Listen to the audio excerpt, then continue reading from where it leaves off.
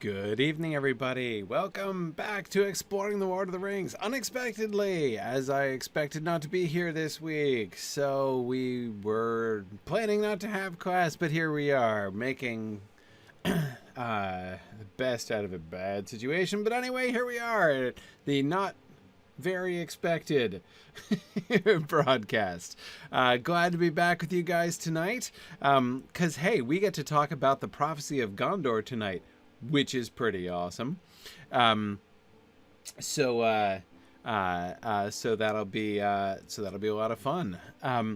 Anyway, let me just do a couple quick announcements before I forget, because I'm prone to forget these things. And then we will jump into the text. Oh, I should say from the beginning, I'm not sure we're going to be able to do the field trip tonight. Valori couldn't be with us tonight. She's got plague at her house. Not that plague, the normal plague. She just has children. So anyway, we'll see. We'll see where things go at the end. But I might not do the normal, as I say, I might not do the normal field trip this week. Might wait for Valori to get back next week. But anyway, okay. So, yeah, Rinru says children plague, basically the same thing. Yeah, exactly.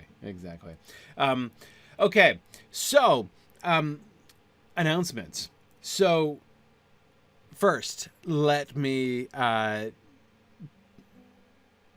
everybody know that the schedule for Morgoth's Ring is finally posted. Totally my fault, the delay there, but I finally got it done. It was actually really challenging. I have no idea how long it's going to take us to talk about Morgoth's Ring. There's some factors in there as I was going through it that made it a little puzzling, actually. But I took a stab at it, and there we are. And I'm sure we will stick to it very rigidly and faithfully, just like always. But yeah, so Mad Violinist, you should be able to register for it. There's a registration link on the page. It's on the mythgard.org Mythgard Academy section now on the webpage. There's a webpage for it. So you should be able to register for the GoToWebinar session for that. And, of course, I'll be broadcasting it on Twitch as usual as well. So that will start next Wednesday, the 18th of April. Of course, in theory, could have started this week. Didn't know that at the time, and we'd already announced it, so rather than messing with that, we're just going to stick to the original schedule and start that. Oh, March. Did I say April? I meant March. 18th of March. That is next Wednesday, not tomorrow, but the week thereafter. Yes, March is exactly what I meant.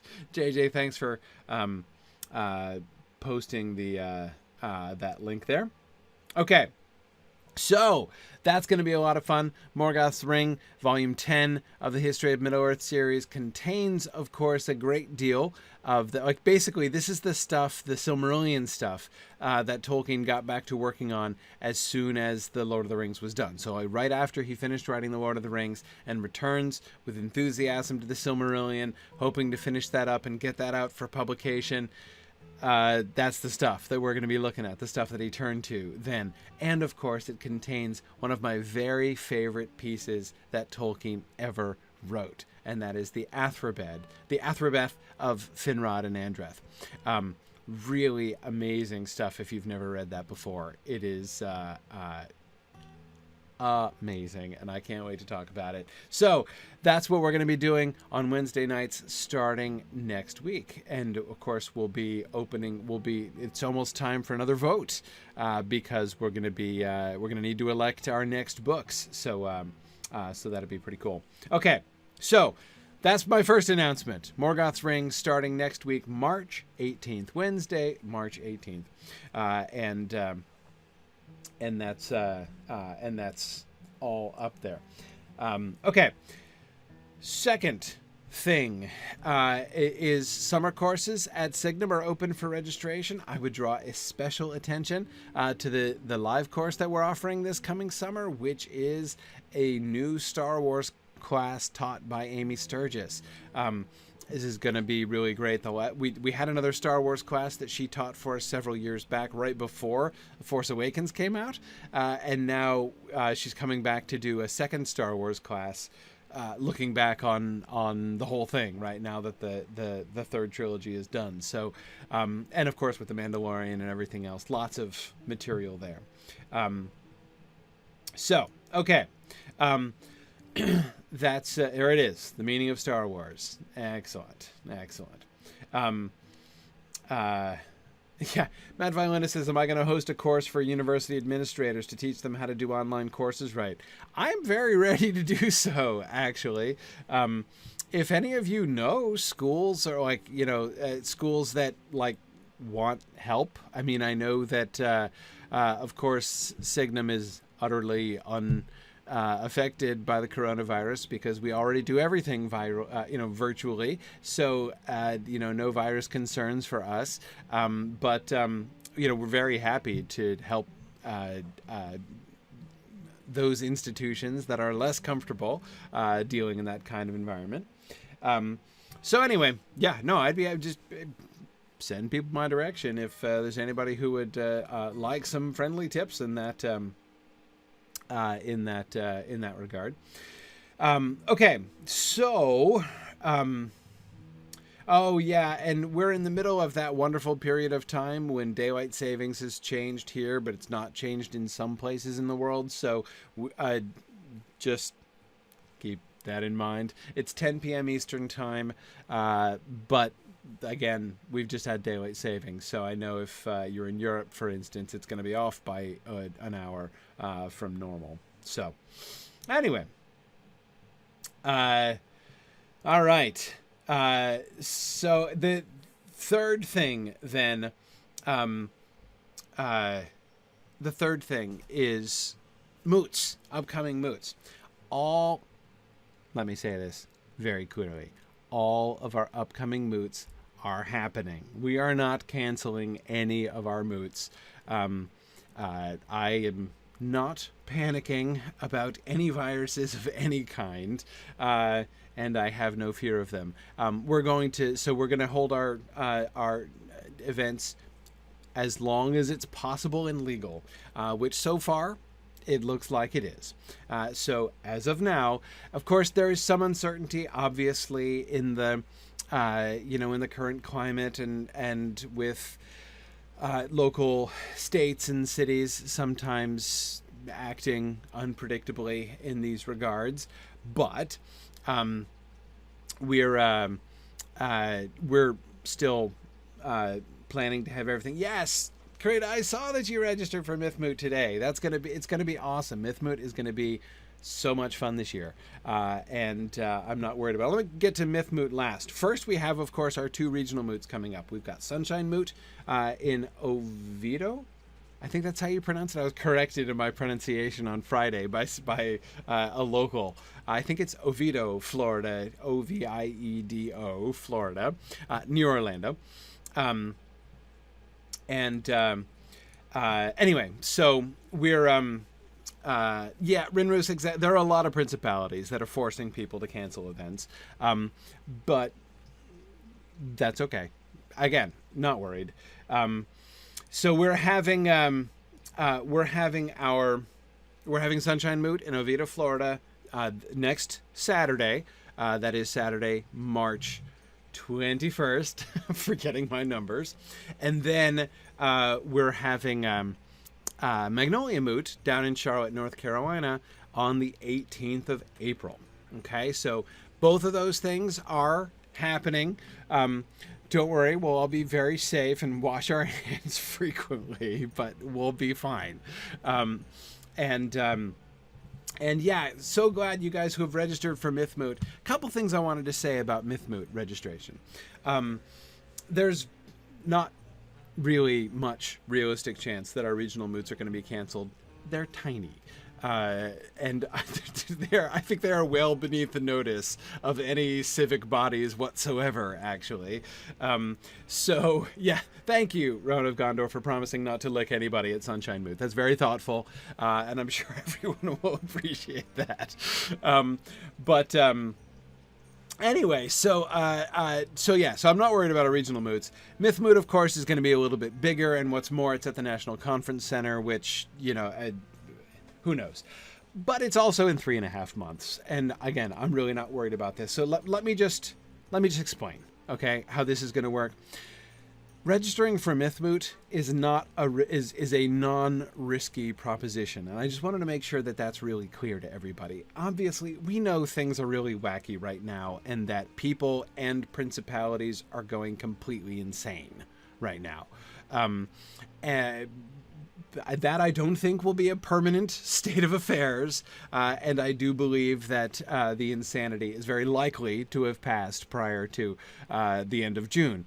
However, just please know that we have a really generous cancellation policy. Like, if something happens, if you register for Myth Moot now and something happens that's going to prevent you, if you're under quarantine or there's some travel ban or whatever, it doesn't really matter what it is, then we're gonna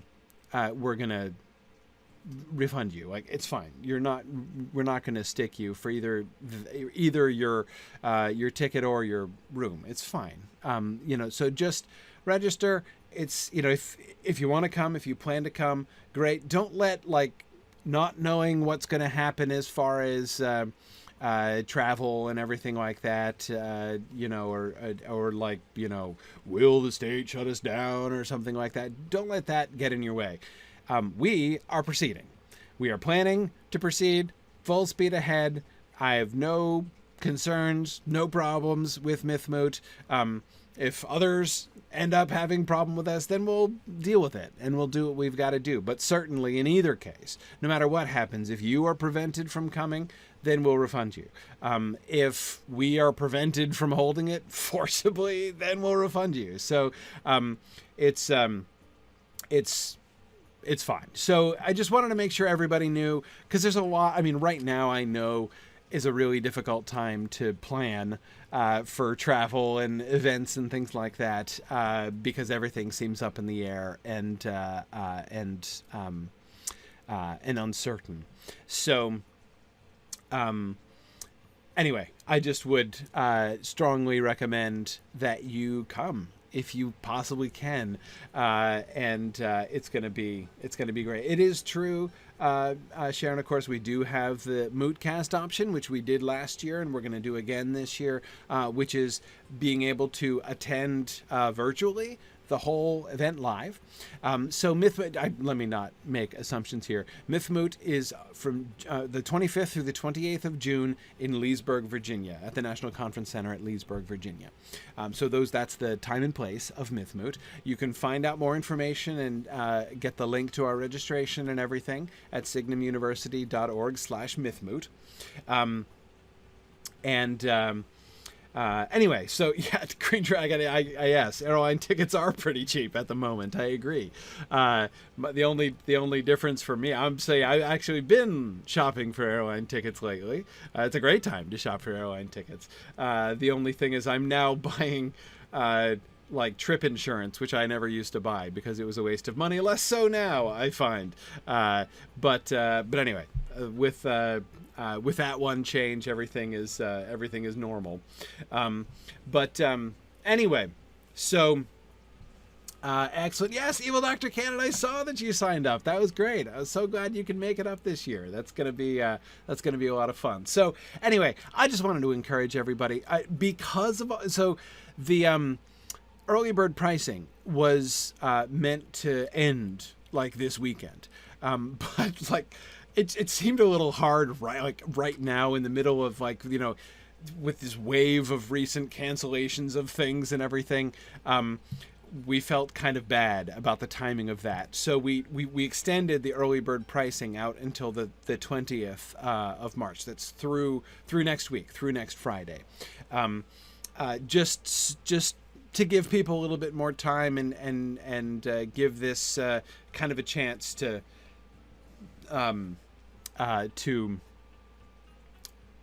just sort of see where things are going and everything. I will tell you, I very firmly believe things are going to look very different in a month or two than they look right now. I know that, we are currently at the point of maximum cultural uncertainty, I think, about this. Uncertainty, I say. Maximum uncertainty, because right now the fear of the spread of coronavirus is at its height. But people haven't actually seen it, and so therefore, everyone has these big fears about what this thing that they haven't seen but they've heard all these scary things about is going to actually look like. I think that in a month or two things are going to look very different to a lot of people.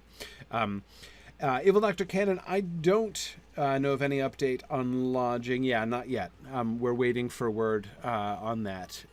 We're kind of at the mercy of the convention center there, but we will definitely get that out. And Evil Dr. Cannon, we will be sending email out to people who have signed up about that. So you don't have to just check in. We'll check in with you about that. Yeah. Kit, I know some people are high risk, and I get that. But of course, that's high risk for lots of things, right? I mean, it's not something to be taken lightly. Neither is the flu, right? 20,000 people have died from the flu, the regular flu, this year. It happens. People are at risk, and disease is no fun, right? And many diseases can be dangerous a lot. But yes, this is as I say, everything's going to be fine. I think things are going to look different in a few months. And again, if you're concerned, and if you're at risk, and you feel like it is more prudent for you to not be part of a larger gathering, obviously we totally understand that. And Mootcast is really the perfect solution there, because not only do you get can you attend live any session you want to do, but you will also get access to the archived recordings of all the sessions, so that you can not miss any of them, actually. So anyway, so that's, again, I'm in retrospect, really glad, of course, under the circumstances. Of course, I was really glad anyway that we had Mootcast last year, but I'm especially glad this year that we have it, so we have that option for people. And yes, Simon, it is true that Mootcast is also included in-person registration. So if you register at all, even just for one day of Mythmoot, you will get access to the full archive of recordings there as well. So you do get Mythmoot for everything. And it's true, Sharon. Druid's Fire was just saying you could watch Mootcast in your PJs, and Sharon was saying you could actually probably attend live in your PJs. We wouldn't judge.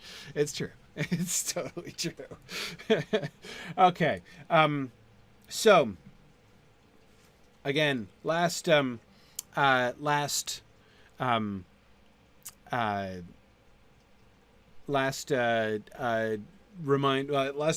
here. Saturday, March 21st. It's 10 days from now, 11 days from now. Sunshine Moot in Oviedo, Florida. Please, if you're anywhere in the area, come. It's going to be really, really great. I can't wait. I've been looking at the list of folks who are already registered, and it's going to be a lot of fun. Second is Magnolia Moot in Charlotte, North Carolina on the 18th of April. So please, again, if you're anywhere around there and can come in for Magnolia Moot, registration is open for that as well. And then we have, of course, Myth Moot at the end of June. Encourage you to come to that. So, all right, very good.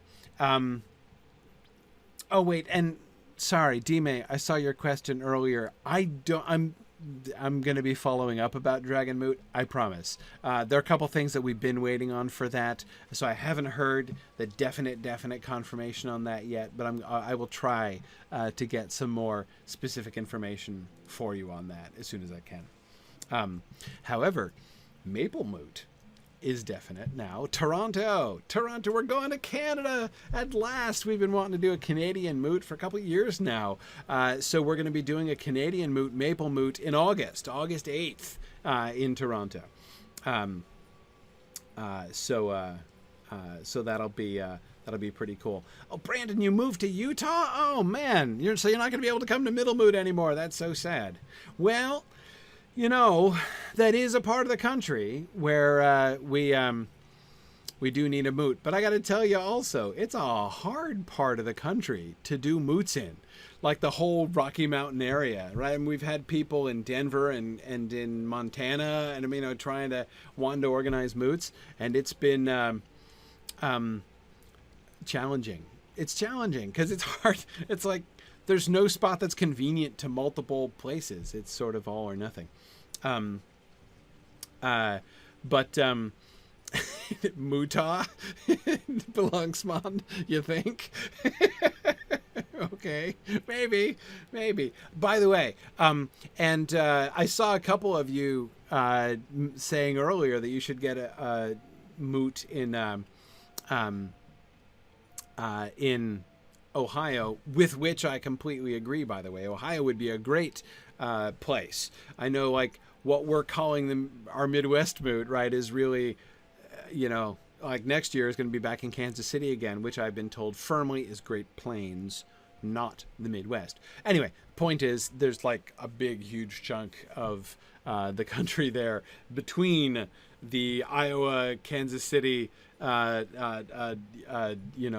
there that we're going back and forth between, and going out. And at Seattle, absolutely, I agree. Seattle would also be good. The ones I've really wanted to put together, I've really wanted to see an Ohio moot, I've really wanted to see a Canadian moot, and I've really wanted to see a Seattle moot. Those three have been really at the top of my list for a while. Toronto's happening this year, so hey, who knows? Ohio or any of the or one of the mountain options, we'll see. Anyway, so or Seattle again. That would be pretty cool. So anyway, enough chatter about future moots, but and Angus, we do one in New England. We did our first New England moot in September of this past year of 2019, and it's going to happen again probably early October. I think first weekend of October is what we're sort of thinking of for New England moot this coming year. So fall this year is going to be insane for moot travel. So we'll see. Yeah. Okay. All right. So yeah, we'll see. We'll see what happens there. Okay. I have an idea.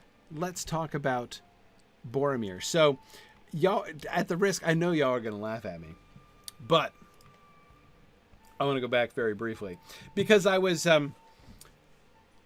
feeling guilty. I was feeling guilty. I've been reflecting on our conversation from last week, and I've been feeling guilty because I broke my rule. I broke one of my rules last week, and I didn't even notice I was doing it. In my defense, so I just recently finished my annual reread of The Lord of the Rings, and so I had just been reading The Return of the King, and so I really had Faramir and Return of the King stuff on the brain since I've been thinking about it a lot since I just read it.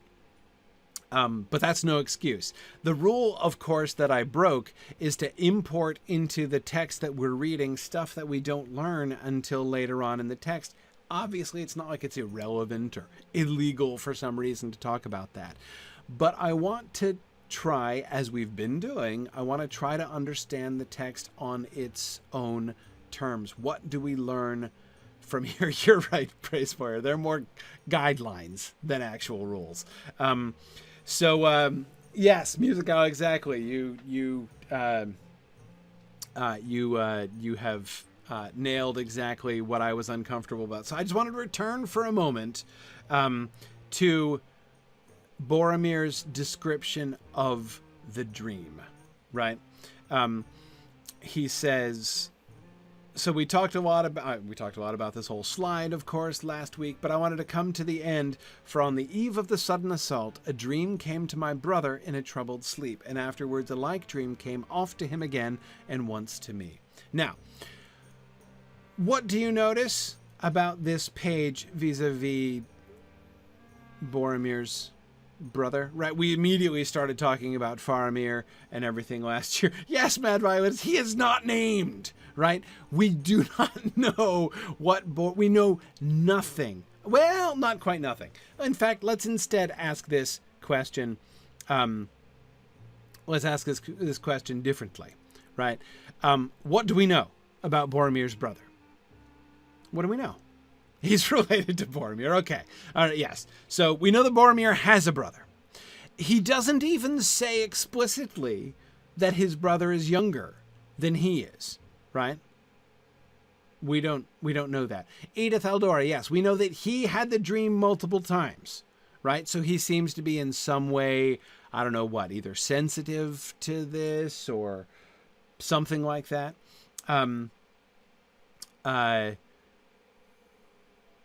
Good. Fourth Dauntless, yes, good. We also know that he is a formidable warrior, right? And we know this because he, along with Boromir and two others, were the last four people to hold the bridge while it was thrown down behind them. Notice what happened there. And also, notice how incredible that is. We didn't even stop to really pause and notice how what this tells us about Boromir, right? Think of the situation here. There's the bridge over the Anduin, right? It's the only way to cross the Anduin for some space in either direction, right? A bit like between there and Caer Andros, and it's uncertain exactly how far in the south, right? This bridge was the only way to cross the river. And the enemy had been pressing them, right? The enemy has driven them out of Ithilien. So the Gondorian forces, which have been on the east bank, right, which have been out in Ithilien, have been driven back. So Boromir and Faramir led a fighting retreat back to the bridge, right? Then they have to destroy the bridge to prevent the enemy from just marching straight across and attacking the city, right? So they have to destroy the bridge, which means, but of course, the enemy's not going to just let him do that, right? So in order for the bridge to be destroyed, some people, right, a small group of warriors had to stand on the far end of the bridge and guard it and hold back the entire army, right, at the choke point of the bridge to give people enough time to destroy the bridge behind them and cut them off with the enemy, right? So that is a remarkable thing. And if you think about it, the commander in charge, that job, I mean, let's be quite blunt about that. That job is a suicide job, right? I mean, the odds of surviving that are very low. Now, keep in mind, I don't think there were 4 people assigned to this. I am sure that there was a company of people who were assigned to this, right? Probably, I don't know how many, but probably quite a few, right? At least 30, 50, 100, I don't know. 4 survived. 4 survived.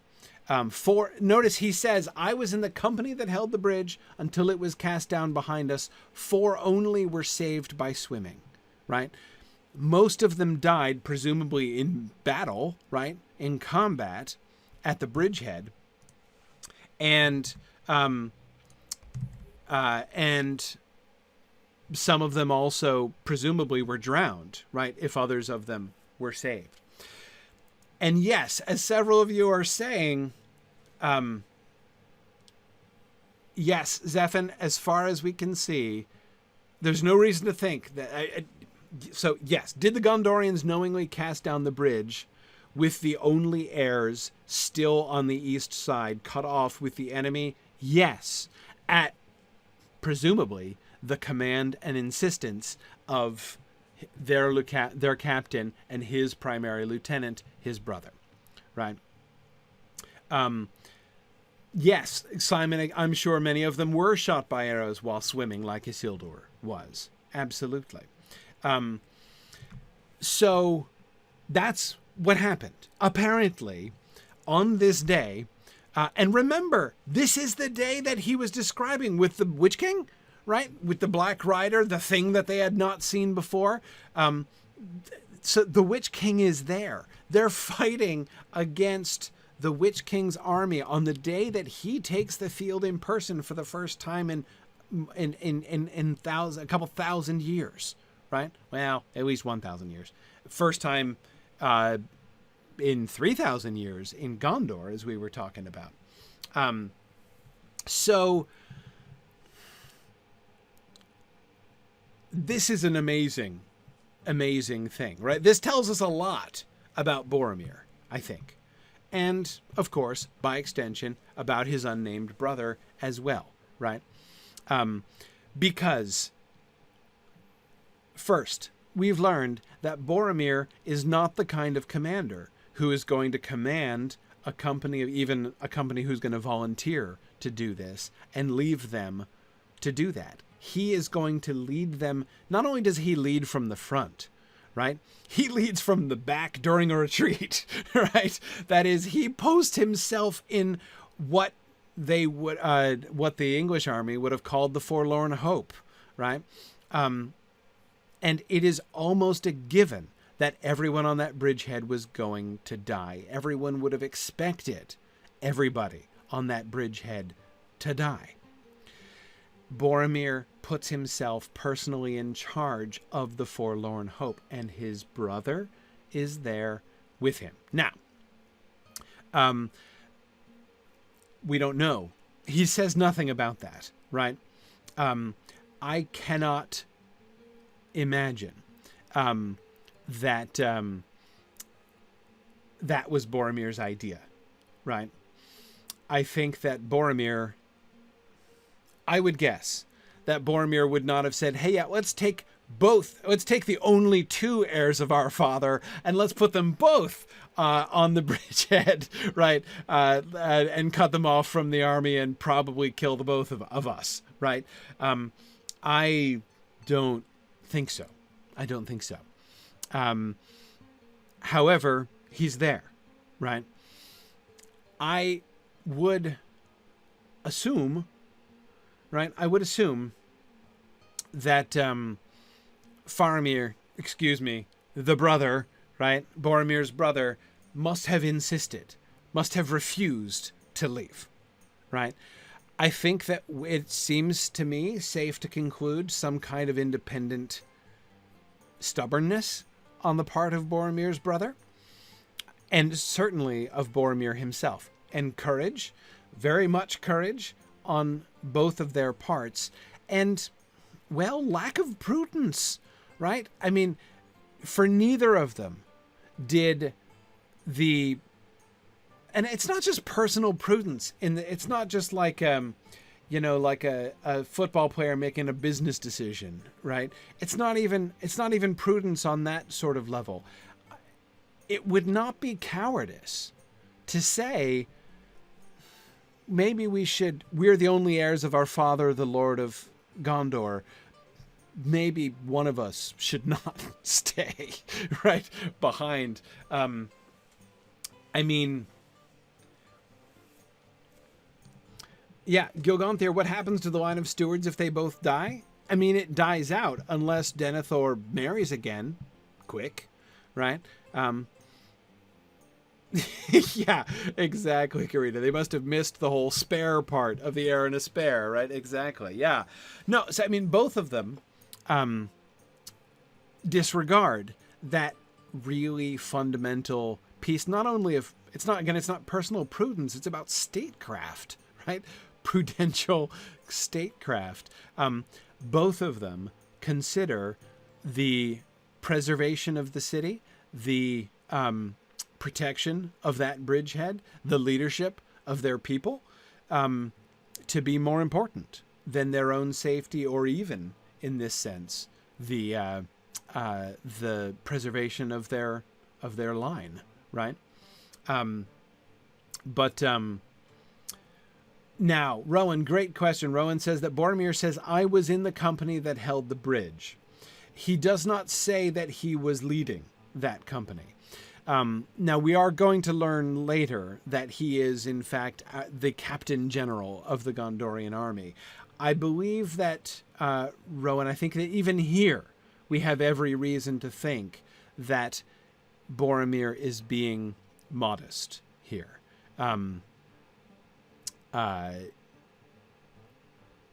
The way that he uses we through, and we talked about this some last time, it's not a royal we exactly, and yet it's a we which identifies with the army.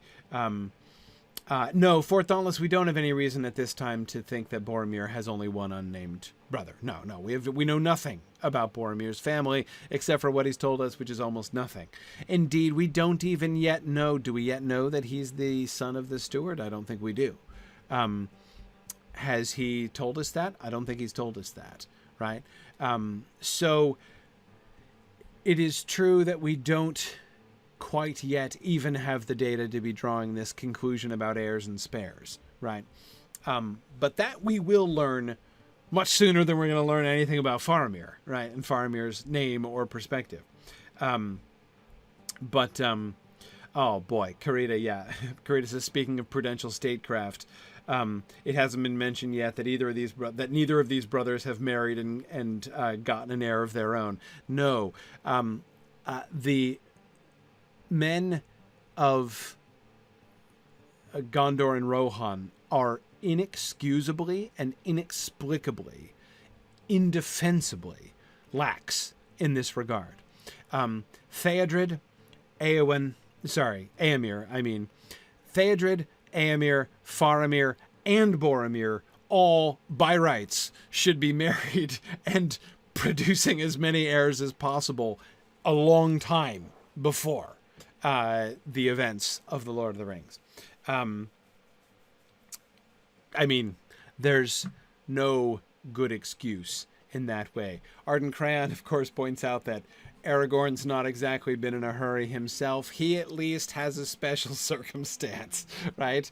It's not like he hasn't noticed girls yet or anything, right? But, yeah. Aranos, absolutely. The heir begetting process for someone in his position should have started when he was 17 or 18 at the latest, right? Absolutely at the latest. Now, but again, Aragorn's in a different place, right? And honestly, I can't fault Aragorn. Remember first of all, Aragorn was 20 when he fell in love with Arwen, right? So he wasn't exactly delaying real long right before he made his choice. And secondly, Aragorn has some excuse, actually, right? Because look, he has a girlfriend, right? He's got plans. He's gonna marry and he's gonna beget heirs, or the world's gonna end, one or the other, right? So either he's going to be defeated and they're all going down and it won't matter if he had an heir or not, or they're going to win and then he's going to have an heir afterwards, in which case it'll be fine. So it's part of the whole the hour has come scenario for Aragorn, I think. So I don't blame Aragorn at all. He's in a different kind of situation. And yet, Marianne, you're right, absolutely right. 20 is really pretty young for one of the Dunedain to do this.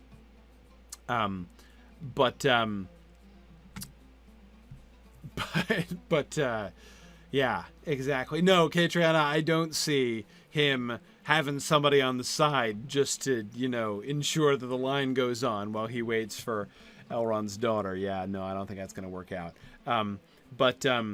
Anyway, so I'm totally fine with Aragorn, but I get Boromir, Theodred, Faramir. Come on, seriously, what are you doing? What exactly are you thinking? It's just inexcusable, inexplicable. Tony, yeah, Theodred. How old is Theodred? He's like almost 40 or something. I mean, honestly, what is wrong with you? He should be a grandfather practically. I mean, seriously. What on earth are you thinking? No clue. No clue. Okay. But anyway, that's an issue for another time. What was I thinking about?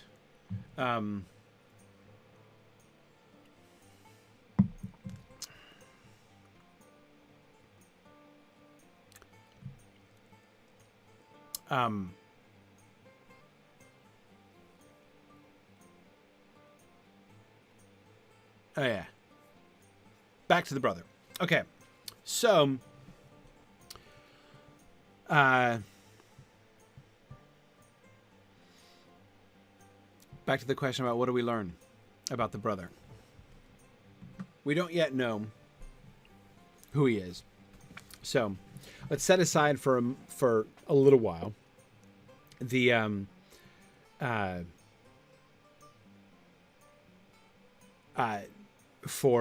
the whole heirship question, right? Because again, we've not been explicitly told that yet.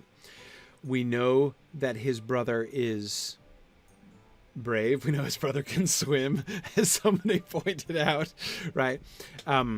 We know his brother is loyal and faithful to him. I mean, the two of them were fighting side by side and willing to die together or for each other.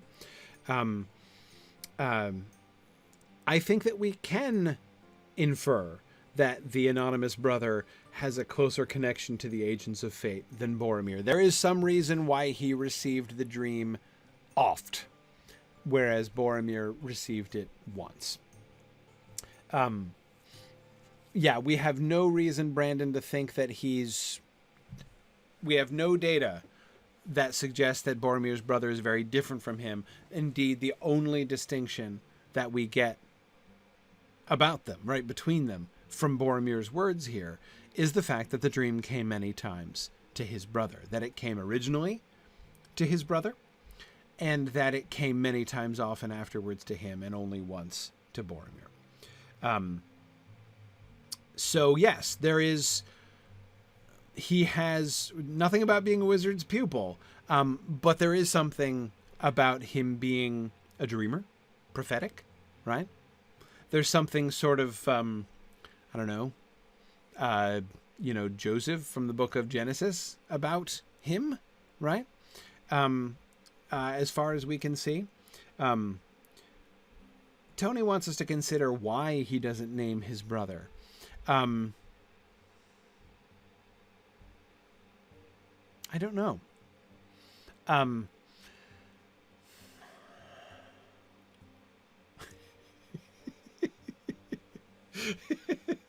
Yes, JJ. You may say that he's a dreamer, but he's not the only one. Yeah, that's true. On the one hand, he's not going to feel like he needs to say his brother's name because his brother's name isn't going to mean anything to anybody there, except to Gandalf, who doesn't need to be told his brother's name, right? So those who know don't need to be told, and those who don't know don't need to be told, I think in part.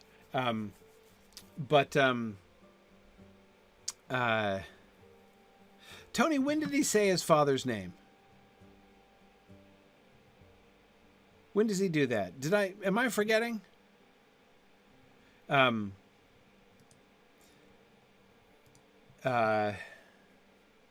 so hang on a second. Yes.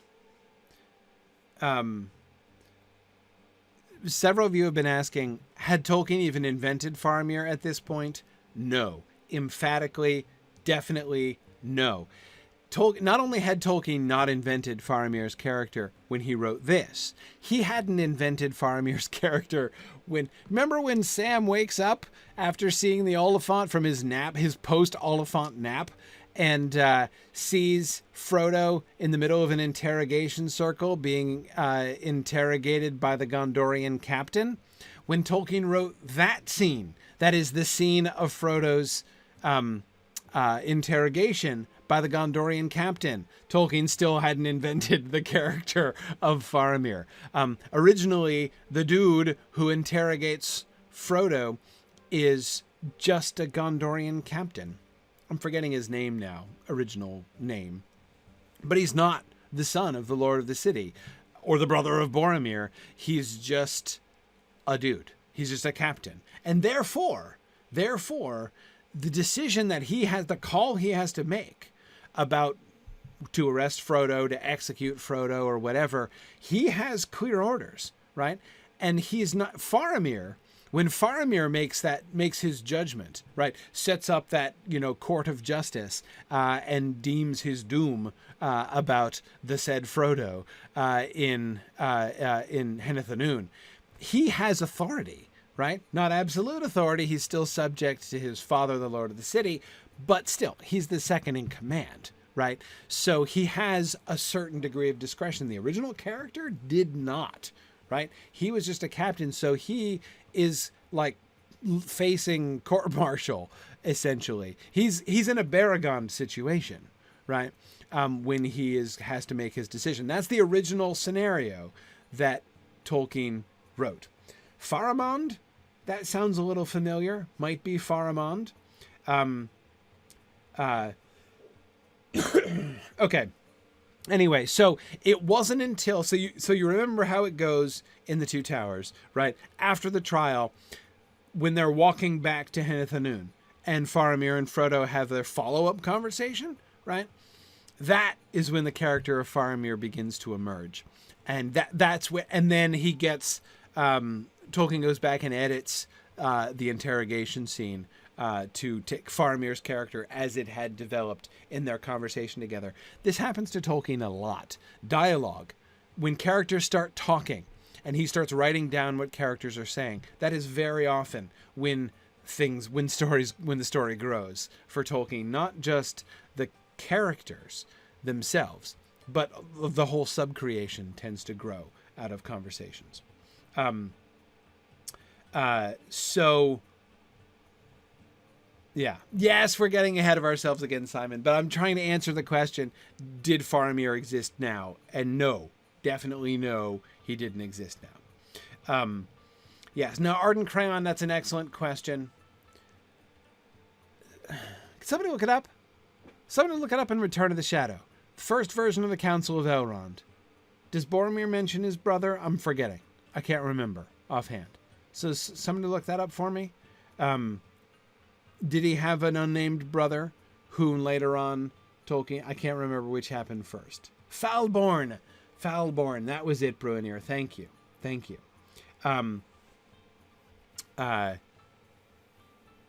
Yeah.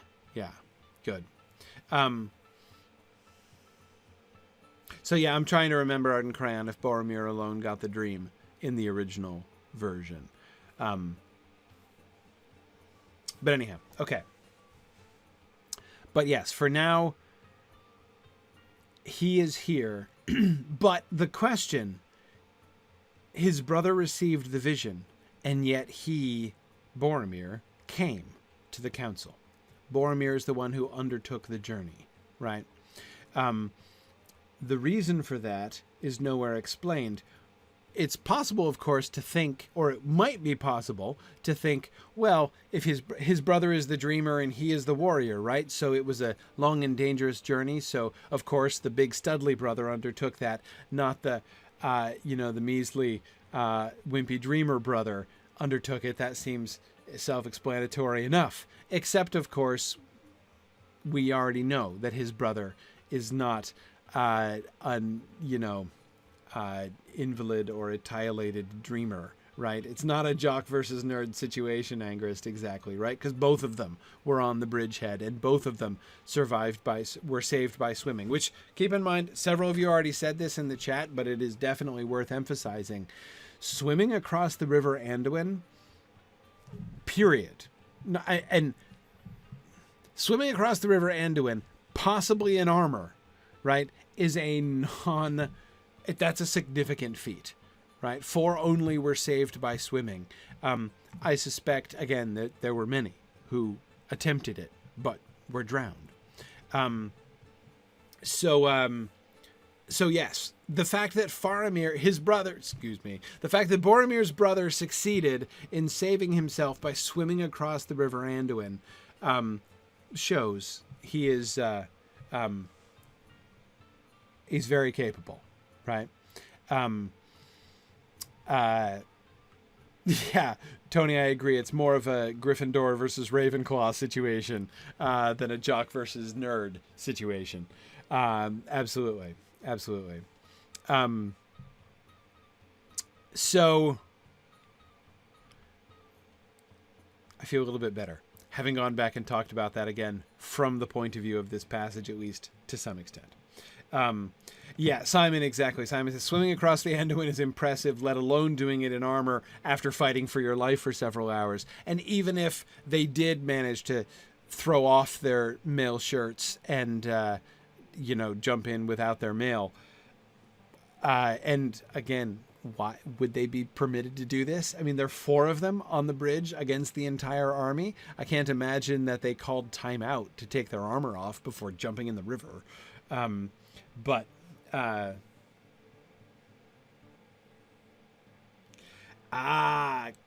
JJ. Thank you. Okay, so this is a quote from the 4th version of the Council of Elrond in the Treason of Isengard.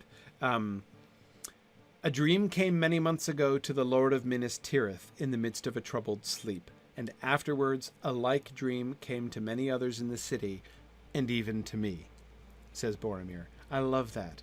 Boromir's actually more humble in the older version, and even to me, right? And even to me, the least of its citizens, or the most unlikely dreamer, is almost the implication of that even, right? It's like the opposite of saying, like, and of course to me, right? No, and even to me, right? Love that.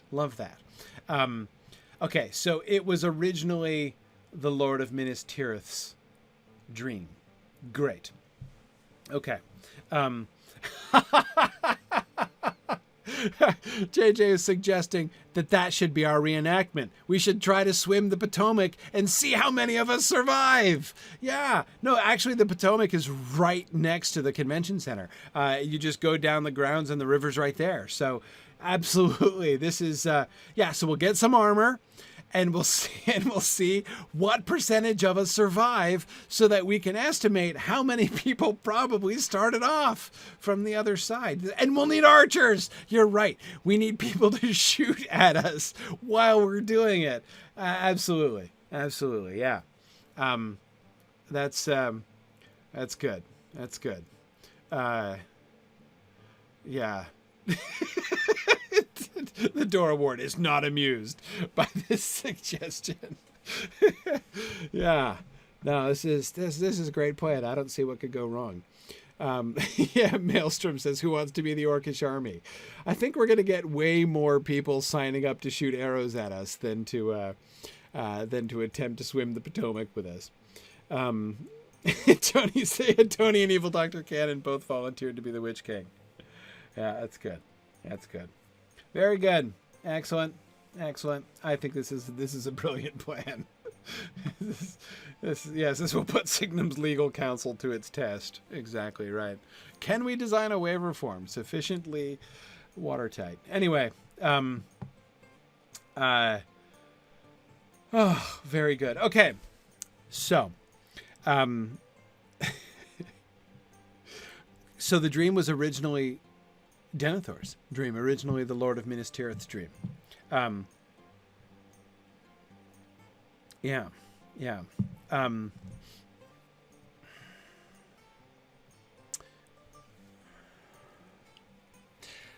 means, I believe, that means that the reference to the brother here is made with Faramir in mind. Tolkien went back, and after the invention of Faramir, Tolkien went back and edited this. That is to say, the dream... So there's 2 interesting things about this, right? One, the dream is considered, once the character of Faramir was invented, the dream was considered to be most appropriate for him by Tolkien. So Tolkien went back and changed it, right? Tolkien went back and changed it so as to make it Faramir's dream. That's important, I think, right? Well, it will be important when we consider Faramir's character, a little bit down the road. The second thing that is interesting about this is that the fact that it was not Boromir's dream primarily is there from the beginning, right? It wasn't ever Boromir's own dream passed off to Faramir. Oh, by the way, those of you who are watching on Twitter and wondering where the other comments are, they're on our Discord channel. So if you go, simplest thing, go to twitch.tv/SignumU, and you can join in the Twitch chat there, and they can give you the link straight from there to join us on Discord, or you can join us in the Twitch chat, and I can see those comments as well. So just if you wanted to, with the comments with others, that's the way to do that. Okay.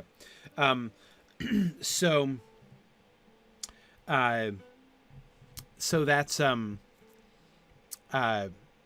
that's where it's easier because I can see the Twitter comments, but as they say, that Periscope has not been working. They screwed up Periscope somehow a couple months back, such that now when I broadcast on Twitter in landscape mode, which I always do, the comments still come up from the bottom 90 degrees rotated. So I'm like straining to try to read them as they come up. So anyway, it's a little simpler to read them on Discord. Anyway, okay. So Boromir, right? It was never his dream. But again, notice that the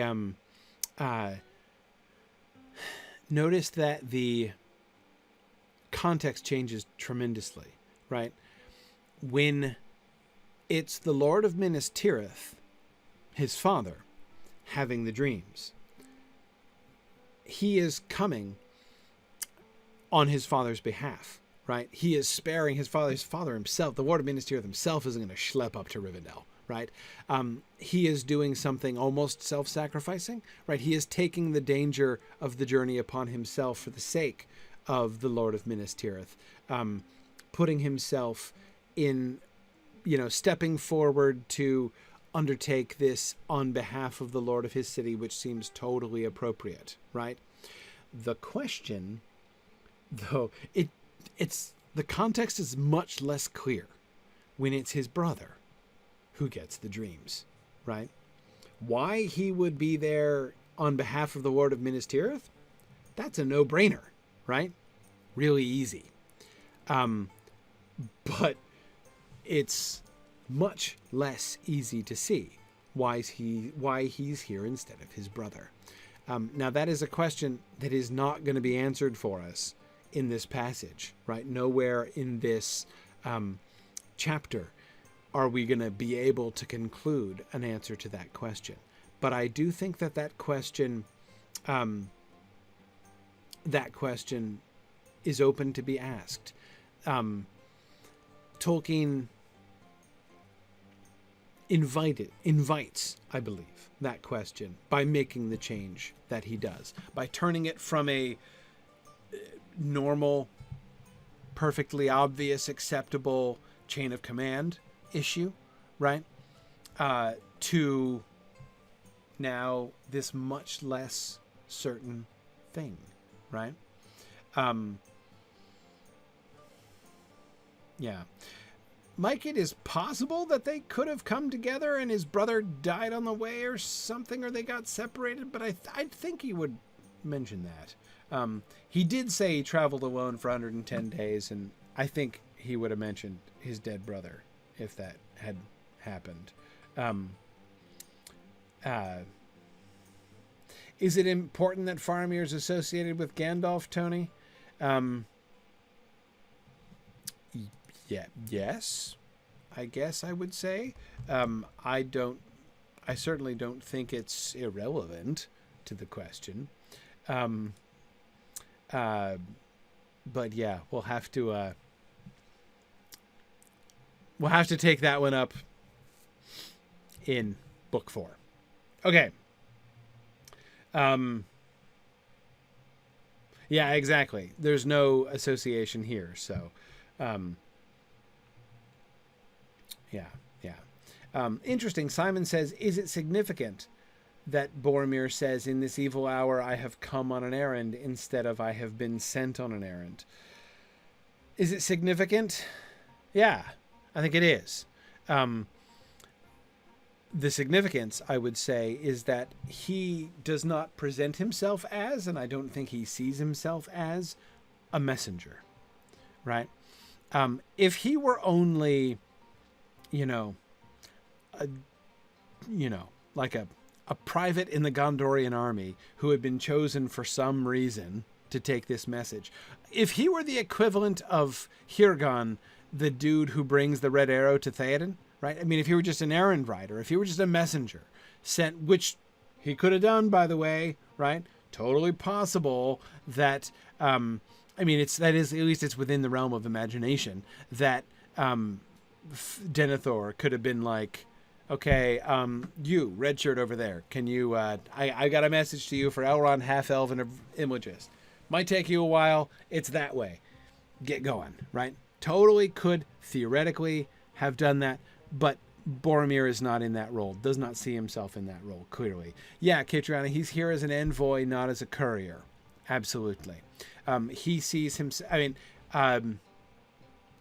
himself definitely as speaking on behalf of Gondor, not with the authority, not the royal we, right? He is not Gondor yet. He does not rule, but he does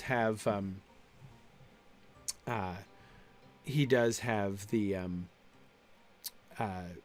authority to speak on behalf of Gondor, and he definitely is representing the Gondorian. He's not just like, hey, I'm an eyewitness and I can tell you. I mean, he does present that way, but he's definitely more than that. Sorry, let me not make any assumptions here. Dubadub Live was asking on the Twitch chat, the first drafts that I was talking about, the earlier drafts. Yeah, those are in the History of Middle-earth. The volumes, The Return of the Shadow, The Treason of Isengard, and The War of the Ring, principally, and then a little bit into Sauron Defeated. That's where you can read about all the earlier drafts of The Lord of the Rings. Really awesome, fascinating stuff. I did a read-through of those with the Mythgard Academy, so if you go to the Signum University YouTube channel and go to the Mythgard Academy playlists, you'll be able to find the playlists for our discussions of all 4 of those volumes. So if you want to kind of go through it with me, History of Middle-earth isn't like the most user-friendly book you will ever have read in your life. But we go through it together in those sessions. So I just wanted it for people who are interested to learn more about the earlier drafts. I definitely recommend reading those volumes, and those classes were super fun to go through. Anyway, okay. So,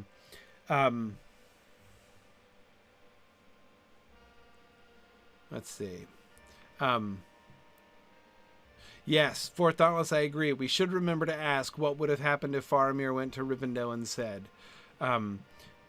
Yes, we absolutely should remember to ask that question. I look forward to asking and discussing that question when the day comes that we get to A Window on the West, which will not be long now.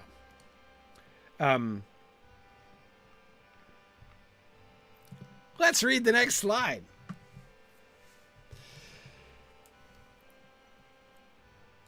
In that dream, I thought the eastern sky grew dark, and there was a growing thunder, but in the west a pale light lingered, and out of it I heard a voice, remote but clear, crying, "Seek for the sword that was broken, in Imladris it dwells.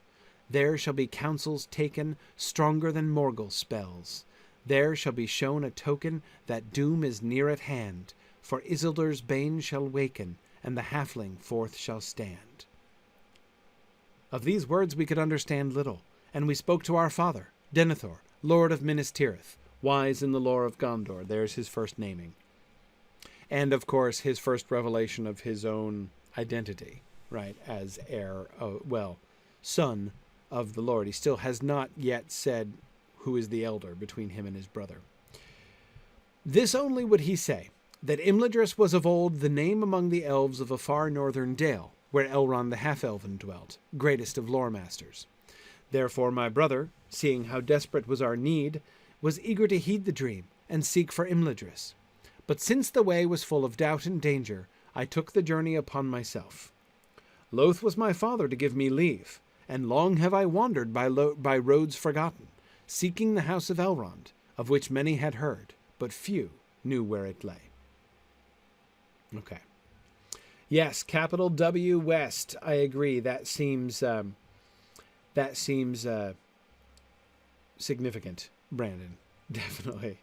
And I think I'll still be alive when we get to book 4. I think I'm likely to finish The Lord of the Rings. I think we'll see. 3 of my grandparents are yet living. I come from reasonably long-lived stock of mother's side and father's side, so we'll see. Okay. Oh my goodness, there is so much that we can learn from this quote. Since we've been talking about it, let's do something unorthodox and talk about the second paragraph first.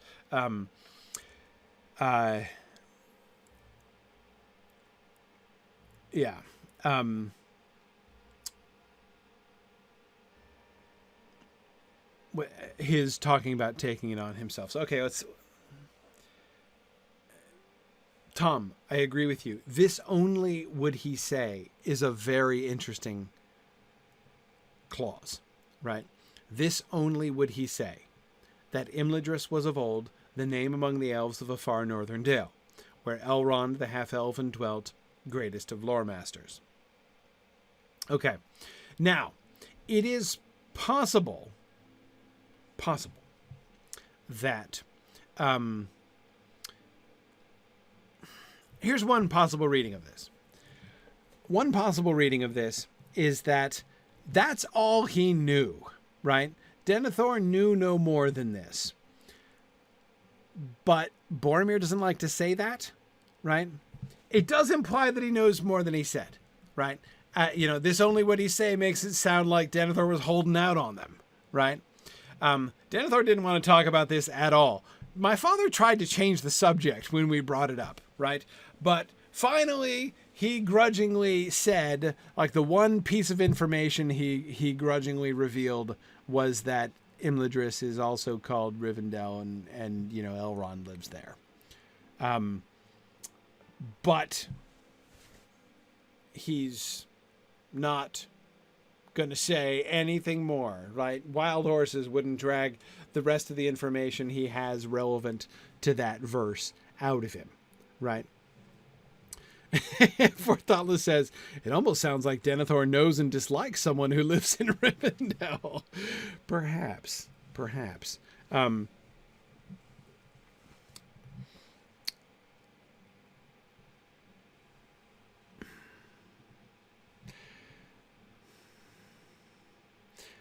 Here's my problem with that reading. Now, okay.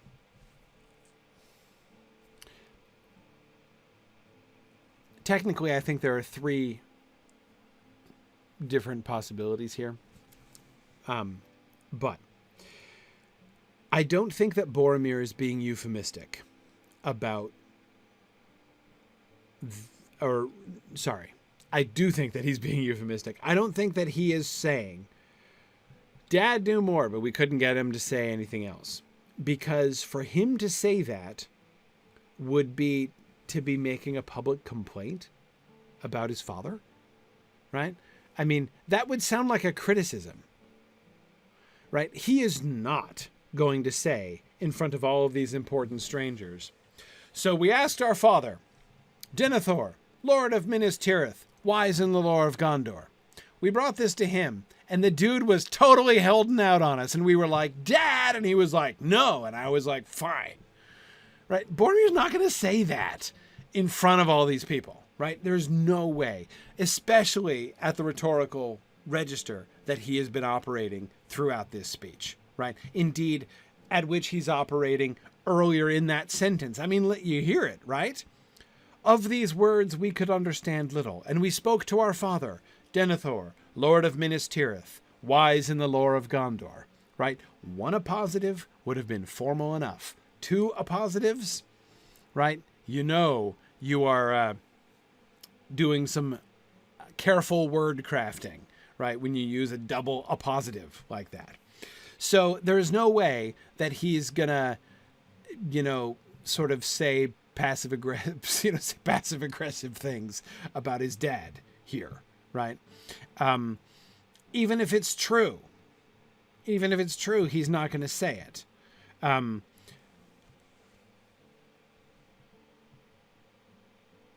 I think that what he is saying is this is all he knew, right? But he doesn't want to say that. So Forthalan says, so Boromir is implying that Denethor is holding out on them to hide the fact that the Lord of the City didn't know the answer to their question. No, it's a politeness thing, right? I believe that he is attempting to be transparent, right? He's not trying to hide anything. He's not trying to fool them, right? He's not attempting to deceive anybody. He is deliberately not deceiving them. That sentence is meant to convey, I think. All my father knew was that Imladris was of old the name among the elves of a far northern dale, where Elrond the half-elven dwelt, greatest of lore masters, right? That, I think, is what he is trying to communicate, but he's not going to say that, right? He is not going to explicitly acknowledge the limitations of his father's knowledge. He's not going to be like, and Denethor, Lord of Minas Tirith, wise in the lore of Gondor, knew practically nothing about this. He's not going to say that. He would never say that, right? But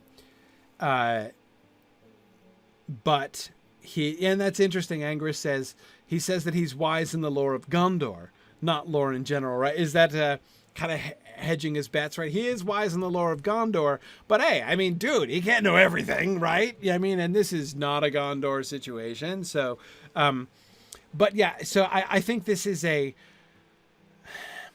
he is being indirect in saying what he is saying. That I believe to be what Boromir is doing here, right? First, he praises his knowledge, and then he acknowledges the limitations of his father's lore, and therefore, by extension, the lore of Gondor, right?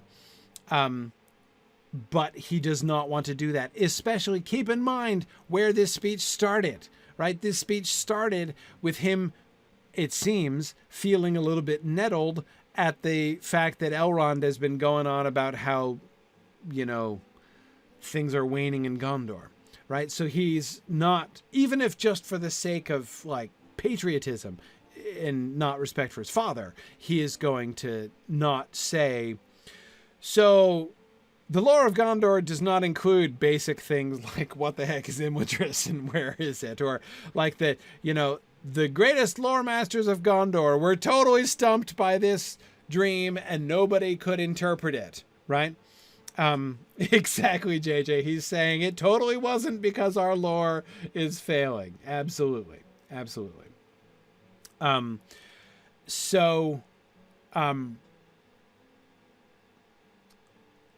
yes, Simon, he does build a kind of implicit parallel between his father and Denethor by describing Denethor as wise in the lore of Gondor, a sentence before calling Elrond greatest of lore masters. It's a compliment to Elrond. Again,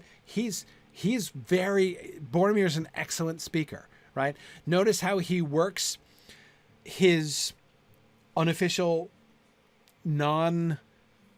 his plausibly deniable acknowledgement of the limitations of the lore of Gondor, but he's packaged it with a compliment to Elrond in that way, right? My father is wise in the lore of Gondor, but of course, he's only on the junior varsity lore master team compared to Elrond, right? Obviously, right? So he manages to compliment his host, whom he's just sort of interrupted. Diplomatically stroking Elrond's ego, absolutely. But he is not going to say in public that Denethor didn't know, right? So instead, he makes his father sound, and I'm sorry, I forget who said this. Someone said this in the chat a couple minutes ago. Sound like do not go to Denethor for counsel, for he will say both no and yes. He makes him sound, I think, not stubborn or annoying, but like oracular, right?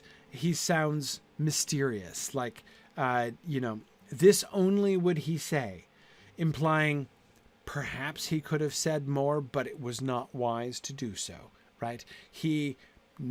In his wisdom, he knew that all he should say is this, right? Yeah.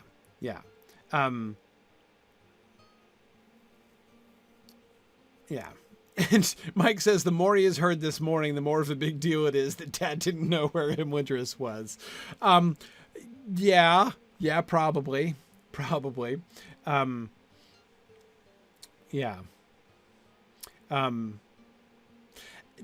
Brandon, and yes, this really is, I think that you are right to see a parallel to Pharaoh's dreams in Genesis, and to Nebuchadnezzar's dream in Daniel, right? This, like, I've had a prophetic dream and I need somebody to interpret it for me. I need somebody to explain it to me, right? And all of the wise men are stumped. Yes. It is definitely parallel to that. Okay. Now, so that is what I believe Boromir means. I am interpreting Boromir's words based on the rhetorical and diplomatic context of his utterance here, right? In keeping with the style he's been using and the posture that he has been adopting, that is my interpretation of why he says, this only would he say. However, I don't think that that's necessarily the only thing to be said about that. I believe that that's what Boromir means. Do I think it's possible that Denethor was actually holding out on him? Oh, heck yeah. I think it's possible that Denethor was holding out on him. Do I think that Denethor knows more than he revealed? Yes. I think it very likely that he knows or guesses more than he reveals. In particular, does Denethor, Lord of Minas Tirith, wise in the lore of Gondor, have a shrewd guess as to what is the sword that was broken? Yep, I think he does, right? Now, does he know about the heirs of Isildur in the north? Not necessarily. Does he know that the shards of Narsil were preserved? Probably. Does he know the shards of Narsil were taken reverently from the battlefield and preserved after? Yes. Would he have known that the shards of Narsil were taken by Isildur and possibly were lost on the Gladden field? Probably. Does he know that the shards of Narsil survived and were taken by Oktar No, I don't think there's any reason for him necessarily to know that. But again, would Denethor have some kind of shrewd guess that he might possibly theoretically share about what the sword that was broken could be? Yes, but I think that he wouldn't do that. I can easily see that Denethor would hold his peace about what he thinks the sword that was broken might be, and why it is a vision is being sent to the heirs of the Lord of Gondor, and possibly, as we brought up, as we raised the possibility, to himself as well, which he's just not letting on about. Anyway, why are they supposed to seek the sword that was broken? If the sword that was broken is Elendil's sword, taken by Isildur and lost with Isildur ages ago, millennia ago, I shouldn't say ages in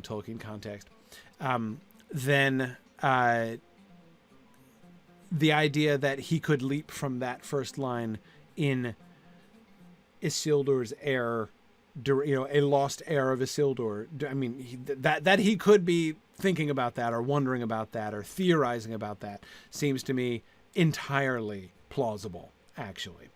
Would Denethor guess about the ring? Maybe. Maybe he would. Does he know what Isildur's bane is? It's possible. It's possible. And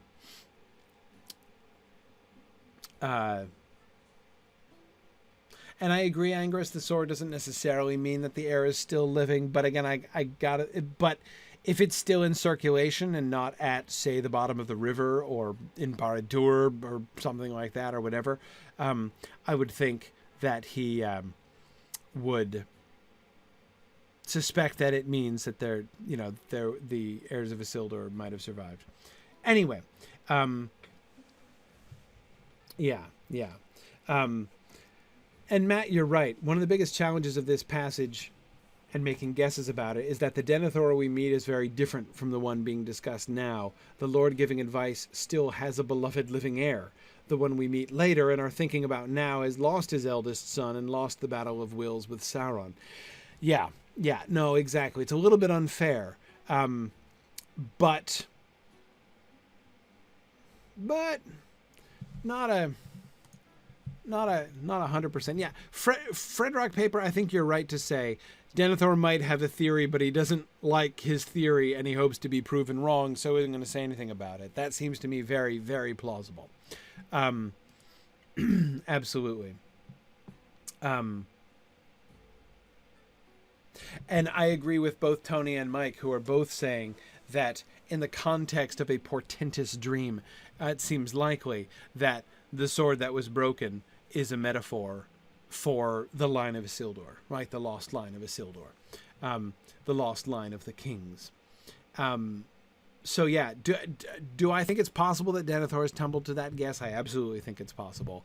And I am wholly unshocked that for various reasons he didn't bring it up, right? Okay. Therefore, my brother, seeing how desperate was our need, was eager to heed the dream and seek for Imladris. But, since the way was full of doubt and danger, I took the journey upon myself. Loath was my father to give me leave, and long have I wandered by roads forgotten, seeking the house of Elrond, of which many had heard, but few knew where it lay. His brother is eager to heed the dream and seek for Imladris. So his brother, Boromir's brother, feels that the dream was a summons to him, a command to him, which in his defense, it is. It's in the it's in the imperative mood. Seek for the sword that was broken. In Imladris it dwells. Okay. Pretty clear, right?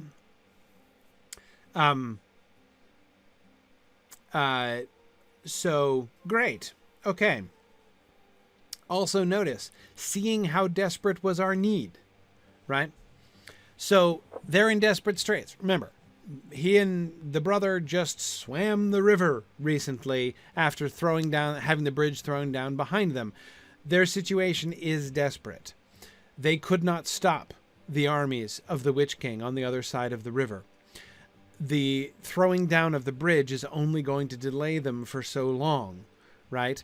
And once they cross, they're probably not going to be able to resist them again, right? Their need is desperate.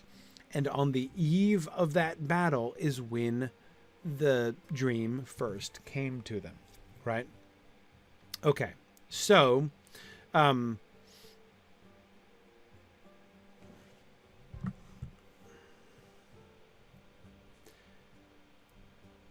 he's going to seek this because out of faith, I would say, right? Faith that the dream is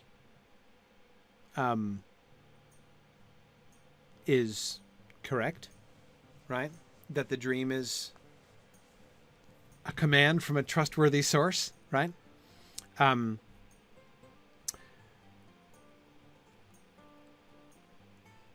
But since the way was full of doubt and danger, I took the journey upon myself.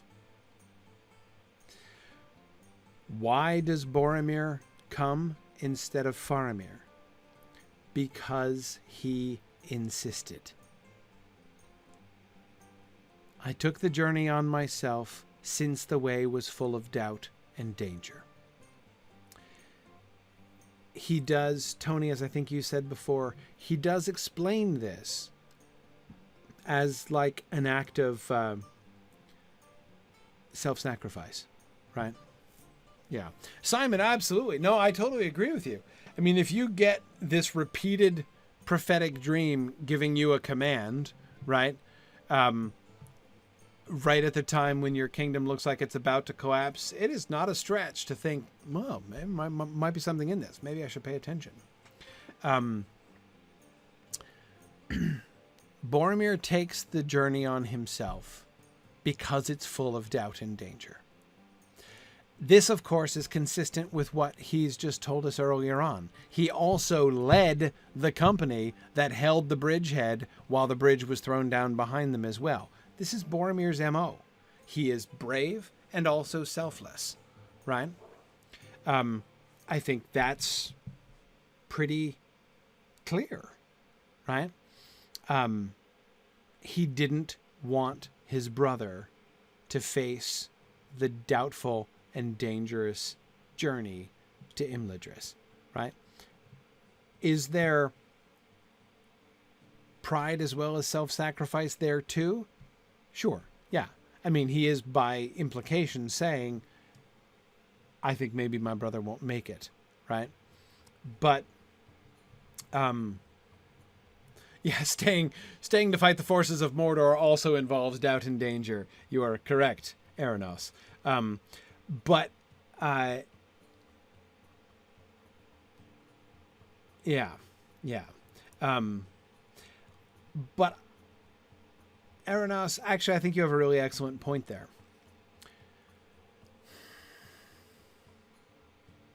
That's another way in which this action by Boromir is self-sacrificial, right? You could say that he's, and he is he a glory grabber, Kit? I mean, you can make that argument. You can definitely make that argument. That like, what? Oh, there is like a super special task that has been laid upon our family. No, I will do it, not my brother. Me, right? Easy to see that. But at the same time, remember, leading the troops in battle, there's more glory there, right?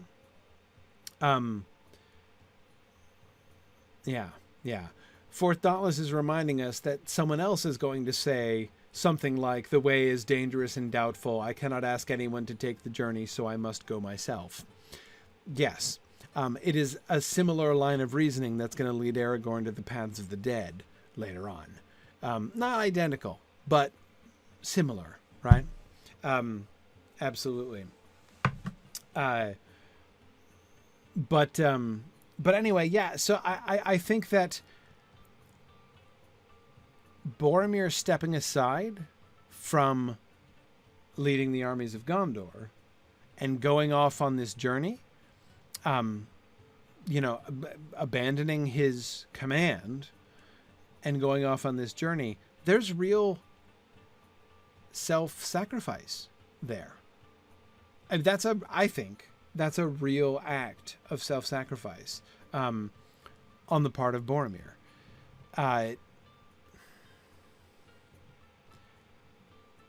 Why would he go? Why would the Captain General of the armies of Gondor go on this quest?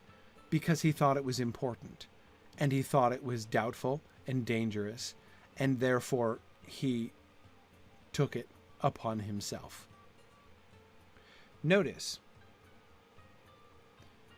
loath was my father to give me leave, and long have I wandered by roads forgotten. Loath was my father to give me leave. This didn't go smoothly.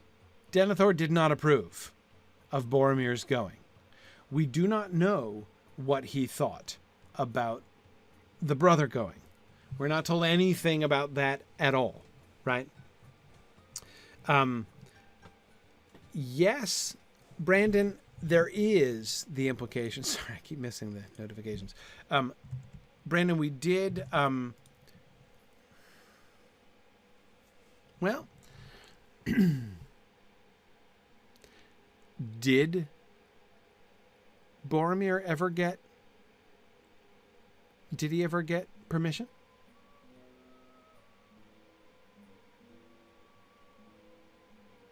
Yeah, Tony, maybe it was a give me leave, Master Elrond kind of situation. He didn't exactly get leave from Elrond either, right? Yeah, that's good. Loath was my father to give me leave. All he says is my father was very reluctant to give me leave. He did not explicitly say that his father gave him leave. Anyway, I'm not saying that I think that Boromir,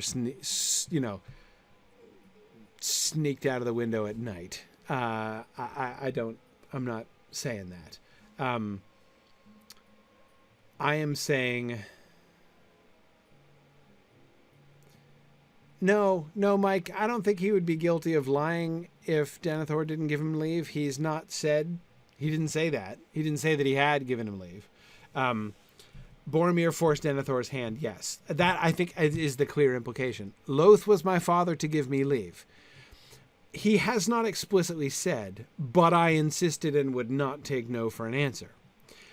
But I think it's pretty clear that if he hadn't done so, it wouldn't have happened, right? Yeah. Yeah, Evil Dr. Cannon, I think I can agree that it seems against Boromir's character to go without leave.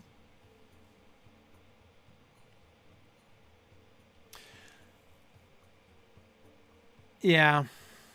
Yeah, no, I think I agree with that. I mean, we're not told one way or the other, so there's no absolute reason why we must theorize that he left without leave. But it seems to me fairly clear that he forced his father's... He insisted. Again, I took the journey upon myself. That is a very active way to do... That's a... I saw somebody commenting on how much passive voice was used in the poem. It's an excellent observation, and we'll get back to that when we get back to the poem. But what Boromir's words there are the opposite, right? That is a very active construction. I took the journey upon myself. I left on the journey. There are lots of more indirect ways he could have said that, right? But he says, I took the journey on myself. Loath was my father to give me leave, right? That he did it, whether or not he did it without the leave of his father, he clearly did it against the better judgment of his father, right? That is explicit in the fact that his father was loath to give him leave.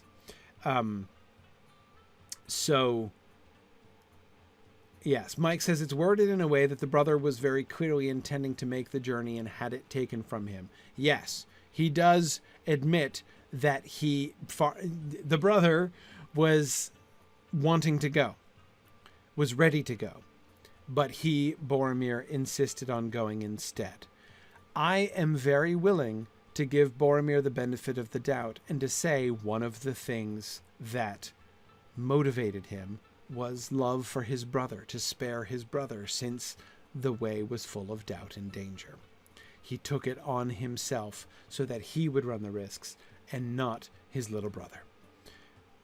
And he's not said explicitly that he's a younger brother, but it's impossible not to see him as a younger brother by now. I agree. Somebody was saying that before, and I totally agree.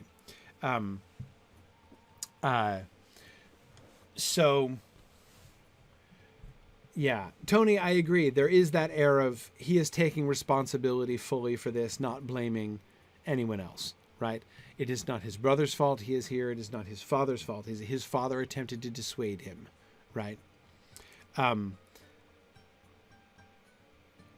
His brother wanted to go. He insists on going. His father is loath to give him leave. But here he is, right? Yes. Yeah, Tom, he is a masterful man, used one to take what he desired. Yes, he is. Yes, absolutely. But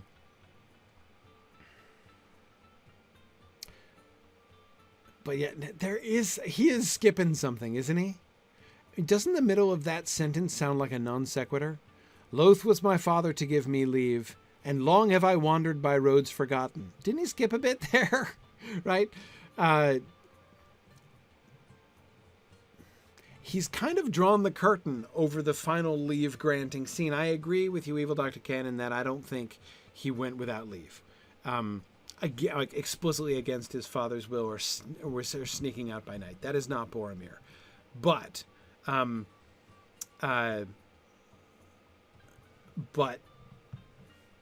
he doesn't even allude to the actual decision-making scene. He doesn't talk about the sort of competition, in some sense at least, with his brother over who would go, right? The vying with his brother or the convincing of his father. Both of those things happened. His brother was overruled, and his father's lothness was overcome. But he doesn't say anything about either one of those things. Dora Marthin says he may have omitted a shouty bit. Yeah, the scene he's omitting might have been a little noisy, I think, quite possibly. And Belancmond, I agree. This is similar to not wanting to criticize his father or admit his father's ignorance, right? He's not going to air this kind of laundry in this sort of context, right? He does acknowledge that his father was loath to give him leave, right? Mike was just saying the same thing. Yes. Long have I wandered by roads forgotten, seeking the house of Elrond, of which many had heard, but few knew where it lay.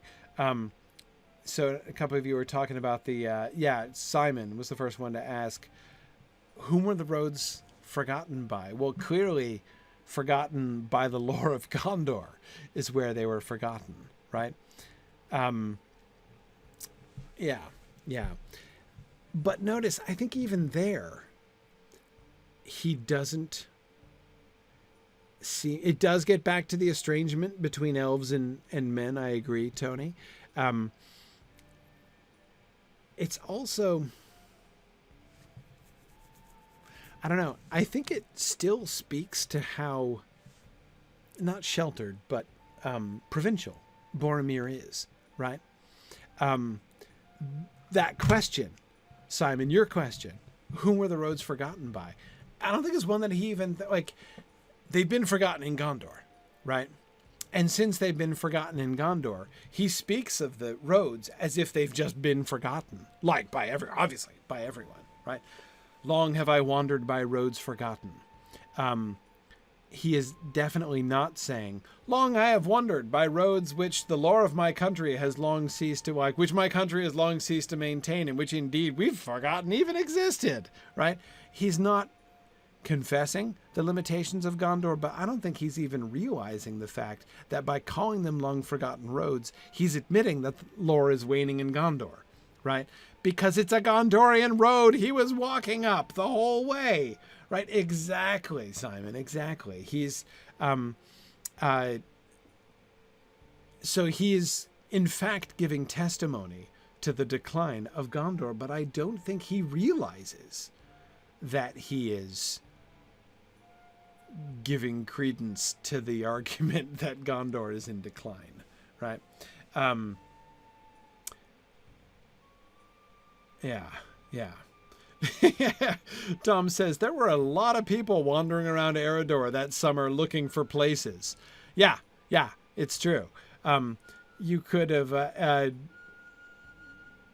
you could conceivably have started up had some like seasonal occupation, setting up a little stand along the greenway, right? Giving directions, right? Shire? Yeah, that way.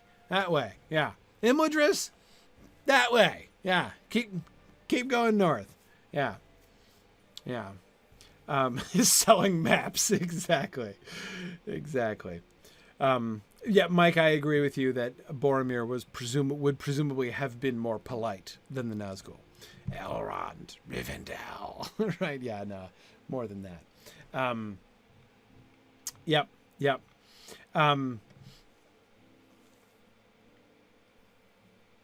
Good. Okay. And Tony, you're right. The Gondorians don't seem to travel much in general. Has Boromir been out of Minas Tirith?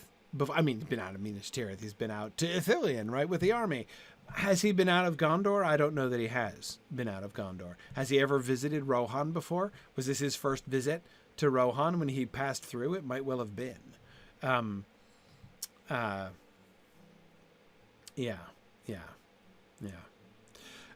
But you're right, Fourth Dauntless. Trying to imagine how Boromir would have said it politely makes it sound even stranger, right? Hello, Mr. Farmer. Do you know where I can find the secret valley filled with semi-mythical people?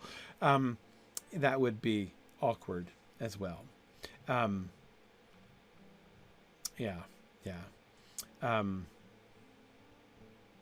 He is known in Rohan, Tony, but that's only after he'd visited, right? They knew him and spoke highly of him. But again, we know he had visited when he came through.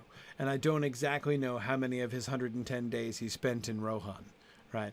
I would not be surprised, by the way. In fact, I would assume that when he shows up in Rohan, they not only helped to horse him, but probably also gave him an escort, like at least as far as the fords.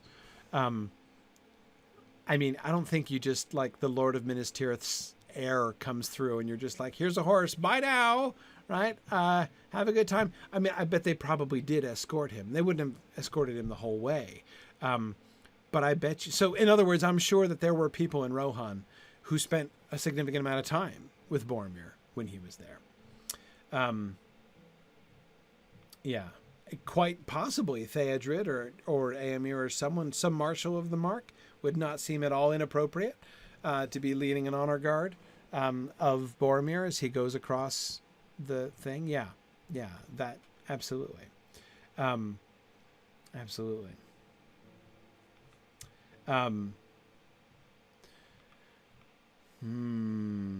Okay. You like to think it was Grimbold Valamoinen?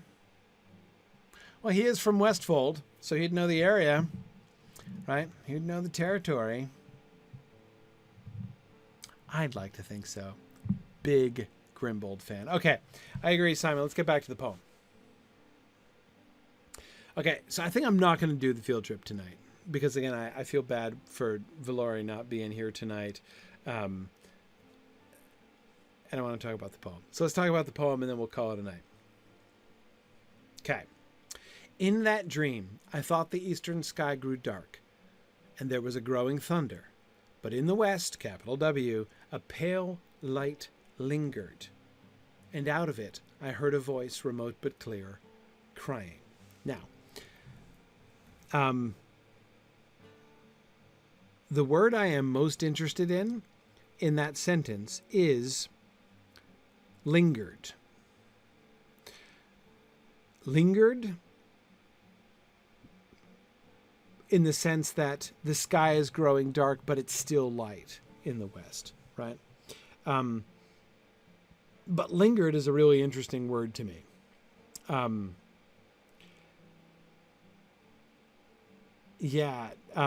Fourth Dauntless says he's obsessing about pale light lately. Pale light is really interesting because, of course, it's often evil. I like Barrow-white-ish, even Ringwraith-ish, certainly Morgul light-ish, right? But yeah, praise exactly. That's what I was thinking too. Lingered.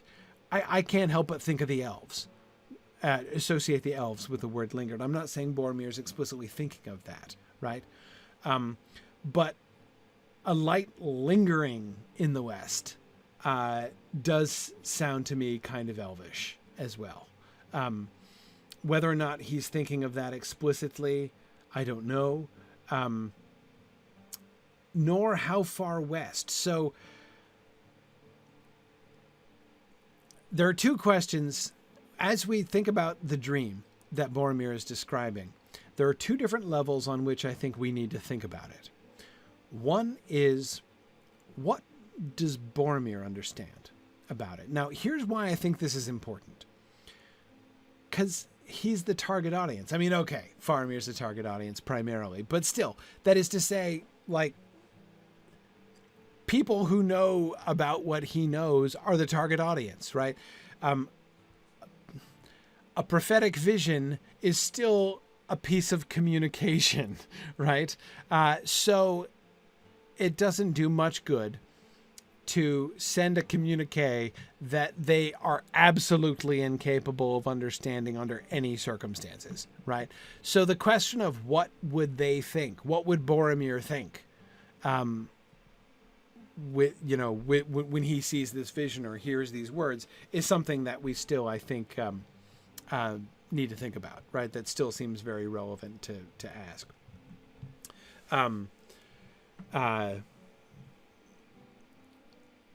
Yeah. So what exactly the capital W West means to Boromir? Is he thinking west, like on the continent, to the west of here, right? West and a little bit north, right? I mean, that is to say, because of course, notice the very beginning of the words that speak out of the light in the west say, seek for the sword that was broken, in Imladris it dwells. So is the light coming from Imladris, right? I mean, it's to the west. So one possibility is that it's just westwardly on the continent, that out to the west somewhere, pale light lingers, though the sky is getting dark and stormy, yet still to the west, there is hope somewhere in the west, right? Of course, many of us are thinking about Valinor, or at least of Elvenhome. Sharon is right to say that, and Mike is thinking as well, would they be thinking about Numenor, Westerness, right? I mean, when a Gondorian thinks about the West, isn't Numenor one of the very first things that they're going to be thinking about? Now, I hear you. Eastern sky is not capitalized, but West is, right? So that certainly suggests it's not just somewhere off to the west was a light. In the West, capital W. Yeah. So I do think that Boromir is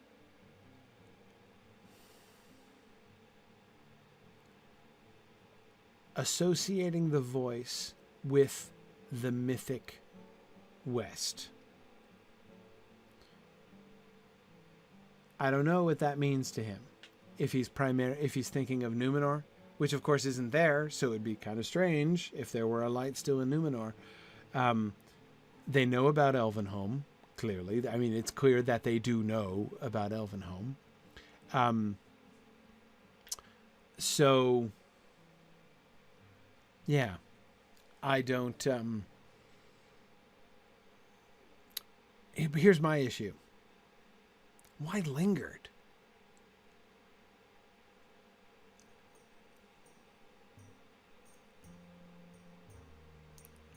Yeah.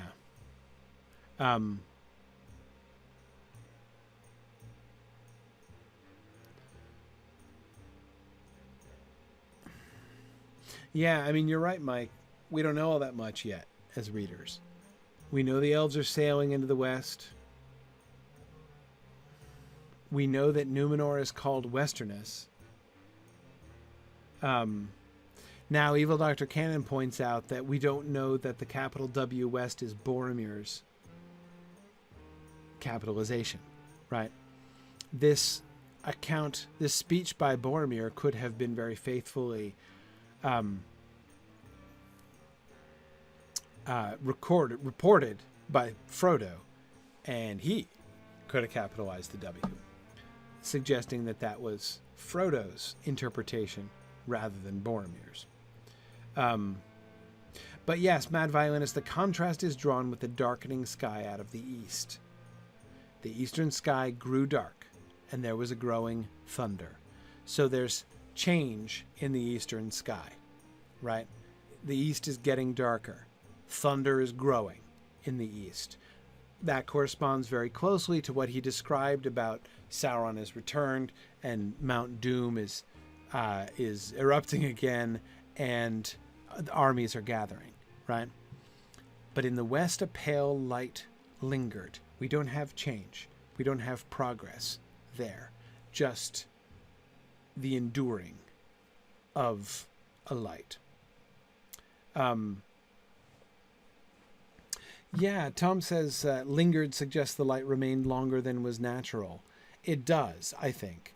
A pale light lingered, like the sky was getting dark and I expected the whole place was going to get dark. But as it was getting dark, there remained a light in the east, or in the west, right? As if there were a light source out there. And out of the light that lingered in the west, what do you want to say east? I heard a voice, remote but clear, crying. The voice is remote.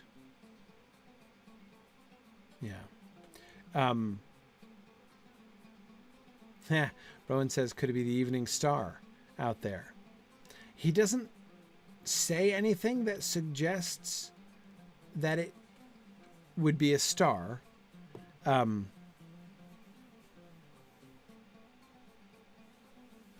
It does seem like sunset, Bricktails, but again, I agree with Tom. The use of the verb lingered does suggest that it's not just, he's not just saying it was getting dark in the east, but it still wasn't dark yet in the west. Right? There's more to it than that. Like, it's dark and it's almost all dark, but yet, like, there was a weird, unusual light that remained past where light normally remains.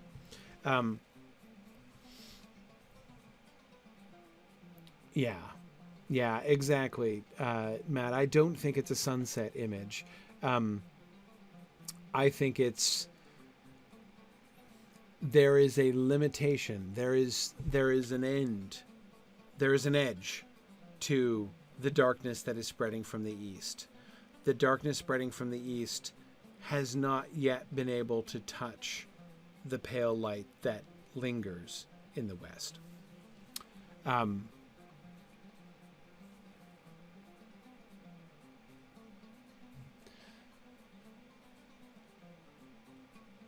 And the voice that comes from it is remote. Remote but clear. Seek for the sword that was broken. In Imladris it dwells. There shall be counsels taken, stronger than Morgul spells. There shall be shown a token that doom is near at hand, for Isildur's bane. No.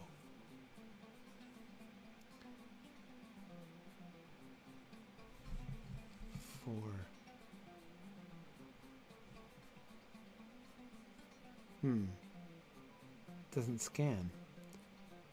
Shall waken, and the halfling forth shall stand. Okay. It's really interesting.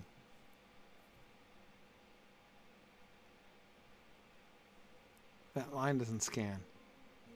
The line about the ring doesn't fit. Did you notice that? Did you hear it? Let's set this up. What's the meter? What's the meter? What's the pattern? What's the rhythm of these lines? You don't have to know the fancy poetic names. What's the rhythm? The fundamental rhythm of these words.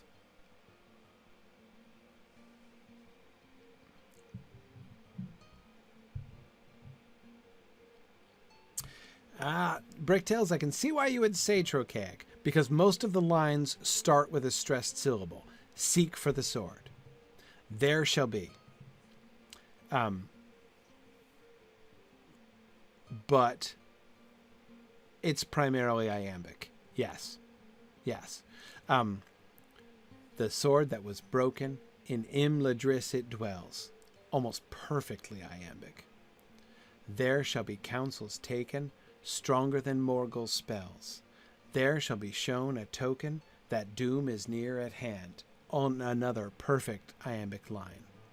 For Isildur's bane shall waken, and the halfling forth shall stand. Okay.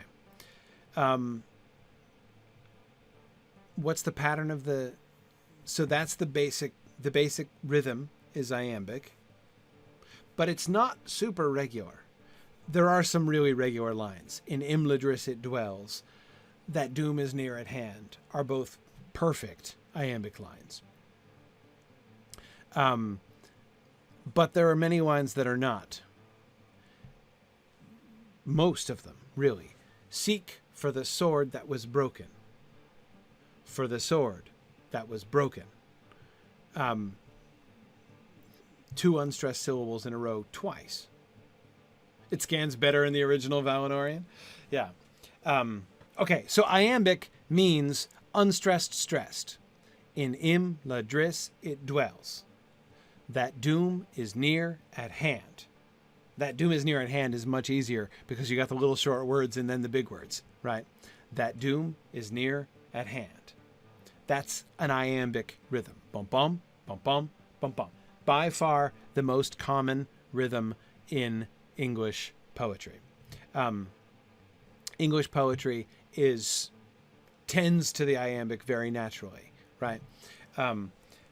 Trochaic meter is flipped around. Stressed, unstressed. Stressed, unstressed. That's a Tom Bombadil, right?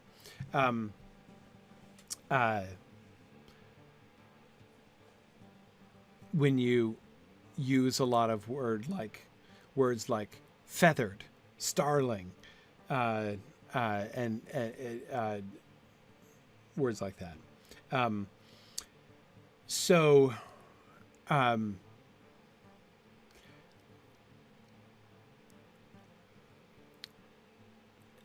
This poem messes around with them a lot, and that's very common.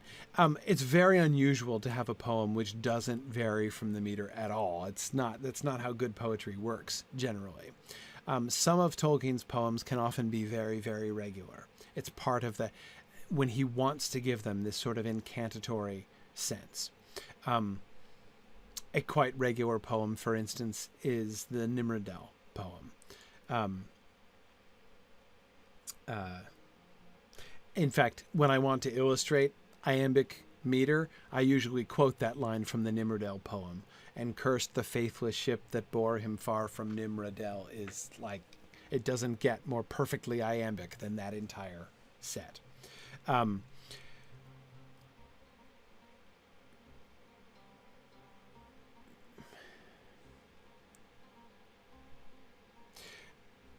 You may be asking, why am I getting all pedantic about this?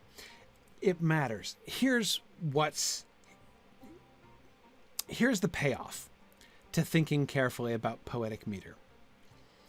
The payoff is a poet who is very conscious of the rhythm and sound of words, and Tolkien is certainly that. A poet who is very conscious of the rhythm and sound of words can convey meaning by the ways in which the lines deviate from the base. So, like, essentially, the kind of magic of poetry, right? The way that a poet works within poetry. You establish the meter, right? You get the metronome going in your listener's ears, right? In Imladris it dwells. There shall be counsels taken, stronger than Morgul's spells. There shall be shown a token that doom is near at hand. For Isildur's bane shall waken, and the halfling forth shall stand. When you get the beat in the head, in their heads, some lines will jump out because they vary from it. Some words will jump out because they vary from it, right? There's a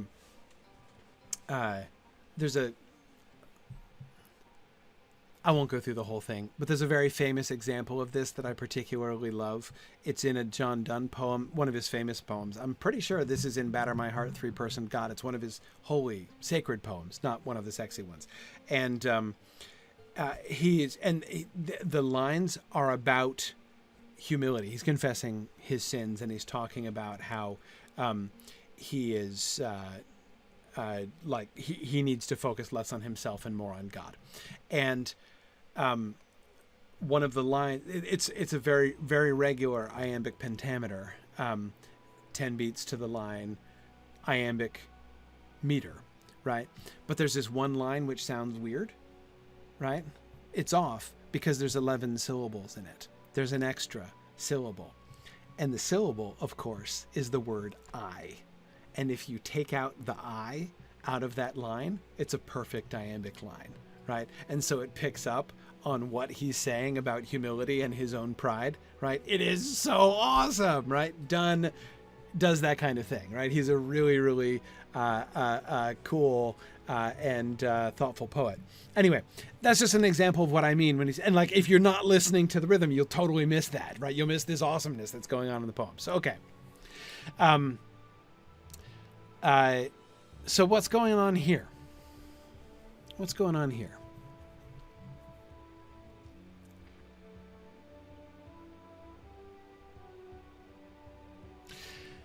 How many beats?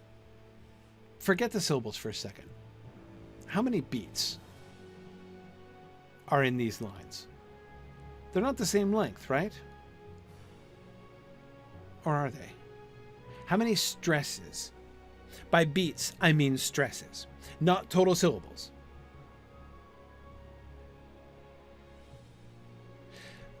The easiest ones, of course, are those perfect iambic lines that we were talking about. And those are obviously trimeter. In im, la dris, it dwells. 3. That doom is near at hand. 3. Right? 6 syllables, 3 beats, clearly. Even a line which is less perfect, like stronger than Morgul spells, still 3 beats. Stronger than Morgul spells. Strong Morg spells. 3 beats.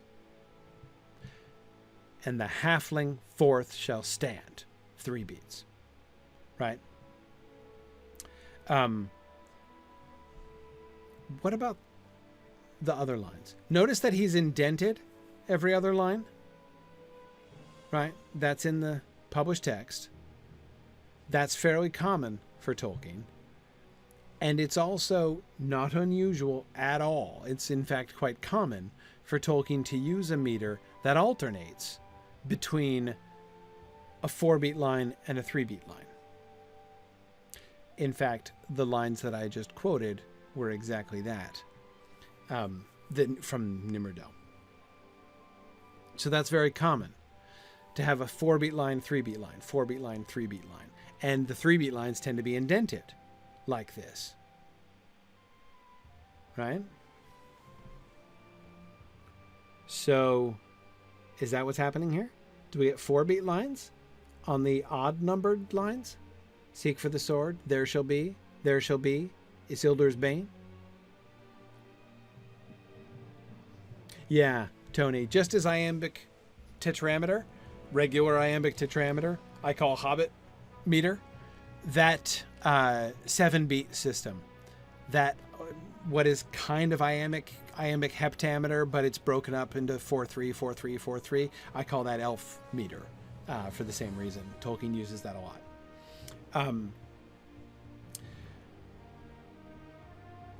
So how many beats in line 1, 3, 5, and 7 of this poem? It's tricky. Seek for the sword that was broken. 3, right? A bunch of syllables, but seek for the sword, for or the aren't stressed, right? It's not like, seek for the sword that was broken, right? It's not regular trochee or something like that, right? Seek for the sword that was broken. There shall be counsels taken. 3. There shall be shown a token. 3. For Isildur's bane shall waken. 3. So the even lines and the odd lines are all 3-beat lines. That's interesting. Okay. But there are these other things going on. Those, it's like he's doing 8th note triplets. Yeah, it's funny. I see Rinrus and Tony, both musicians, thinking in musical terms. Yes, it is like 8th notes and quarter notes. If you're hearing it that way, I think you're right to hear it that way. Seek for the sword. It is very like quarter note, 8th note, 8th note, quarter note, right? Seek for the sword that was broken. Yes, the stress does clearly fall on those words. And the first line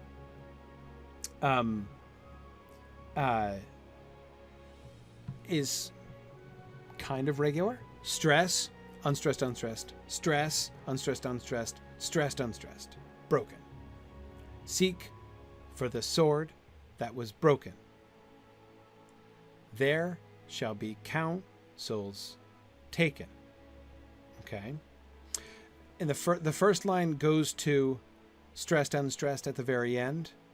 The third line goes stressed, unstressed, stressed, unstressed twice at the end. Counsels taken. That's a trochaic feel right there. There shall be counsels taken. Seek for the sword that was broken. There shall be shown a token. Same thing. Shown a token. Yeah. Yep. There shall be shown a token.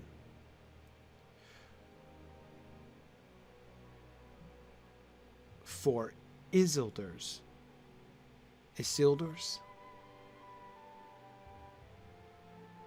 Trying to figure out how the poem wants that pronounced.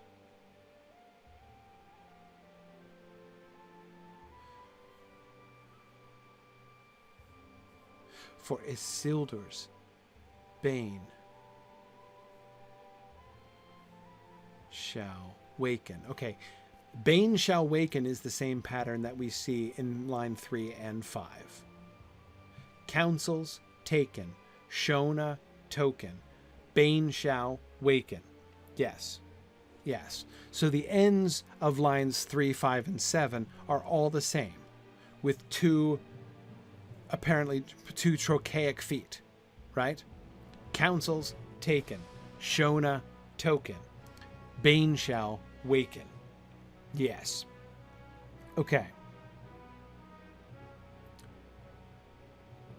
I agree that the pattern, even the pattern of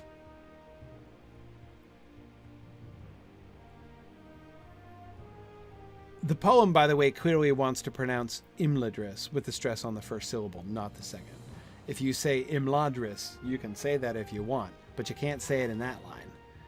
In Imladris it dwells. The I ams really force your hand there. Just like I'm forced to say Gilgalad in the poem, right? Because the poem forces me to say that, even though I don't like it. Yeah. Typically in Elvish names, the stress is on the second syllable. Exactly. Like you might think Imladris, except not. Clearly not in that line. So again, that's why I'm trying to listen to not to the rules, but to the poetry here. That the first syllable of Isildur's name would be short, fits the pattern, right? For that was, shall be. Shall be. For is, right? For Isildur's bane shall waken. That last line Yeah, exactly. Isildur is a triplet with the emphasis on is. I agree. For Isil. No, I don't think so. Isildur? No, I don't think so. Well, I don't know, Breaktails. I can be convinced. Here's the thing. That line is weird. Look at the beginning of the line. You see what's different about the beginning of that line that makes it stand out from all the other odd lines, right? You see that? It starts unstressed, Catriona. Absolutely. That is different from any other odd line. Now, you can kind of miss it because almost all of the even lines start unstressed, right? Yes, Simon. That's just, when I was reading the poem through, you heard me pause on that line, right? And I was pausing on that line because I was noticing the weirdness. I do think it's purposely weird. The line in which Isildur's bane is described as wakening, the line about the ring, breaks the pattern, right? Seek for the sword. There shall be counsels. There shall be shown for Isildur's bane. Whether you say, for Isildur's bane, or whether you say, for Isildur's bane shall waken. Whichever way you say it, it's different. It's weird, right?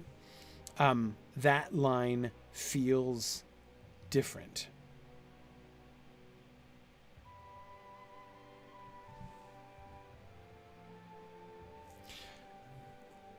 What I want to... Yeah, Mike, exactly. That's kind of the point. It is like a microcosm of the Lord of the Rings, right? You know, Isildur's bane awakens and everything goes straight to hell, right? Now, exactly. Okay, here's what I'm trying to figure out. How is it deviating? How is it deviating? So, one possibility. Does it have the same number of syllables? Look at lines 3 and 5. 3 and 5 follow exactly the same pattern and indeed use many of exactly the same words, right? There shall be counsels taken, right? 7 syllables. The first strong syllable, the 2 weak syllables, right? The 2 quick weak syllables, and then trochaic, right? There shall be counsels taken. There shall be shown a token. 7 syllables. For Isildur's bane shall waken. 8 syllables. My first impulse was to say, especially if we put the stress on Isildur, for Isildur's bane shall waken. It sounds like we've just skipped the stress at the first syllable, right? Normally it's stress, unstressed, unstressed. And instead we just start unstressed, unstressed, right? So my first thought was, oh, it's varying from the last 2 by dropping the stressed syllable at the beginning of the line, right? But it doesn't do that. Far from dropping the syllable, it adds a syllable. It's got a superfluous syllable in there, right? So I don't think that's what's going on.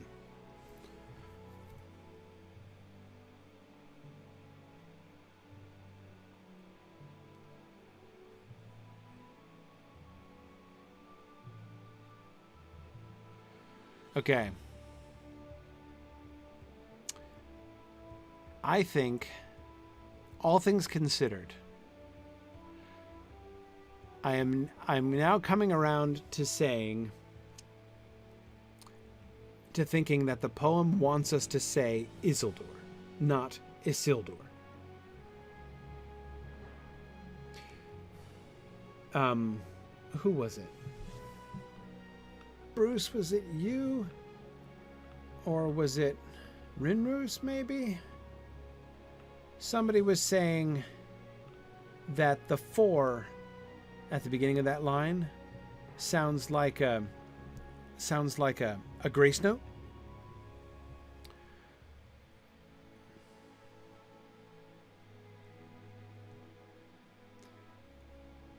If you delete the 4 and put the stress on the first syllable, then the line is exactly the same as the last two.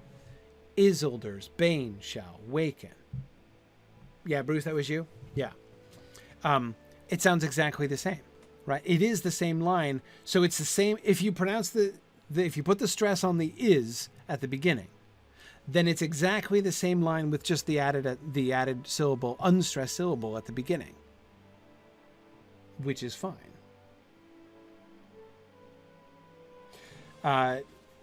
Fourth Dauntless says, doesn't it make more sense to pronounce the names as the rules specify and ask why the poem deviates from its structure? No. No, it doesn't. No.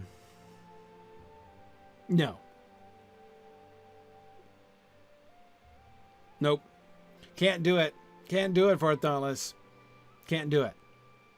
I absolutely cannot say in Imladris it dwells. No.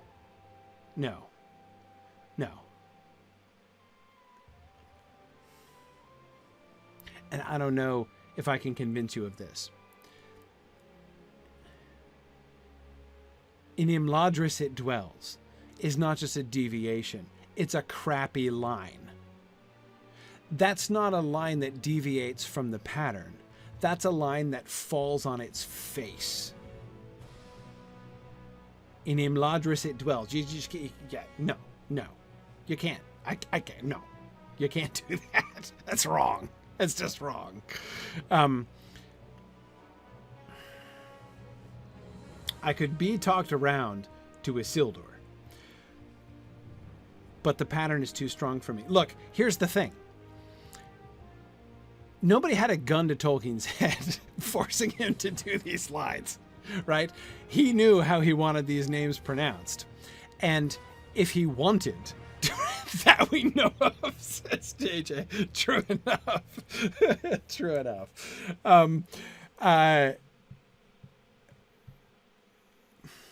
Again, like in Imladris it dwells, that doom is near at hand. The perfect iambic lines in lines 2 and 6 of this poem are too strong and too important to the sound of this whole poem. If Tolkien meant that word to be pronounced Imladris, he would have started the line with Imladris and not within. I mean, it's just, I refuse to believe it.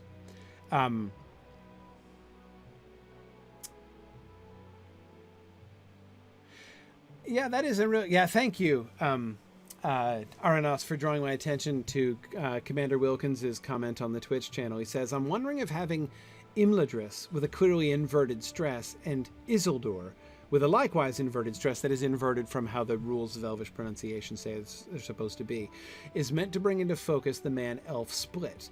That is, if Elvish normally stresses the second syllable and Westron normally stresses the first, then inverting them can bring attention to the chasm between man and elf, as each would notice something weird about how the poem is read.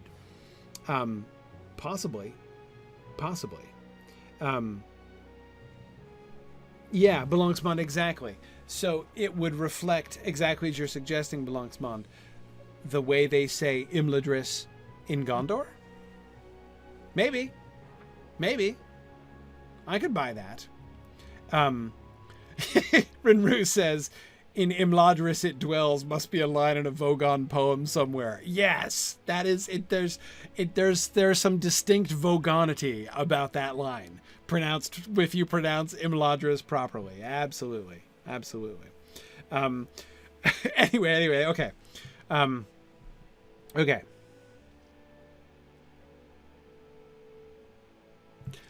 Sorry, can I just make a confession right now? I've never done this before with this poem. Or rather, when I've done this with this poem, I've done it way too swiftly. I am noticing things about the metrical shape of this poem that I've never noticed before. You'll notice I'm not even gotten to rhyme scheme yet, right? Because I'm still on rhythm. Because the rhythm of this poem is weird and interesting. Okay. So, yes. So the 4...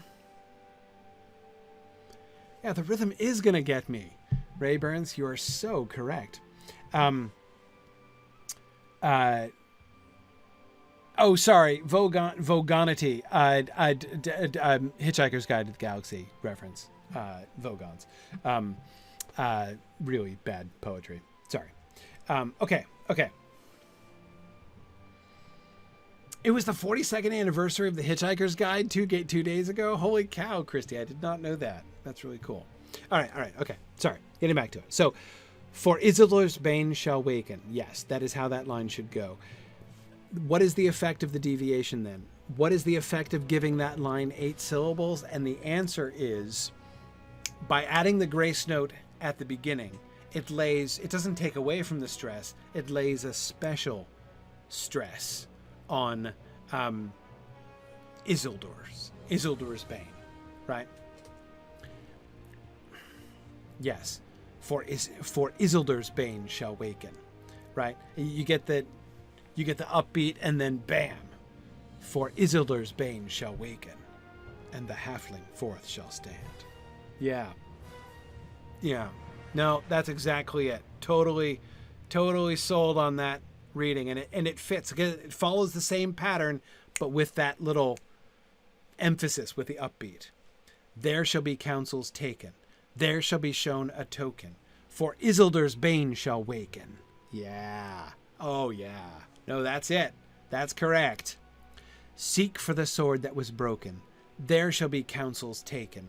There shall be shown a token. For Isildur's bane shall waken. Hear it? Hear it?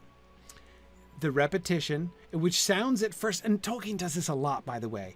You'll look through and you'll be like, he's just deviating all over the place, right? It's just, no, what he's done is like made up his own meter, essentially, right? The reason we're like, hey, is it Troki? Is it Iam? Is it Anapest? I'm not quite sure, is because it's none of those things. He has established this 7 syllable pattern, right? It still varies. The first line is not exactly the same. Seek for the sword that was broken. It's 8 syllables in the first line too. There's an extra one there in the beginning. But anyway, okay. So he establishes this rhythmic pattern, this idiosyncratic rhythmic pattern, and then repeats it very faithfully with only minor variations.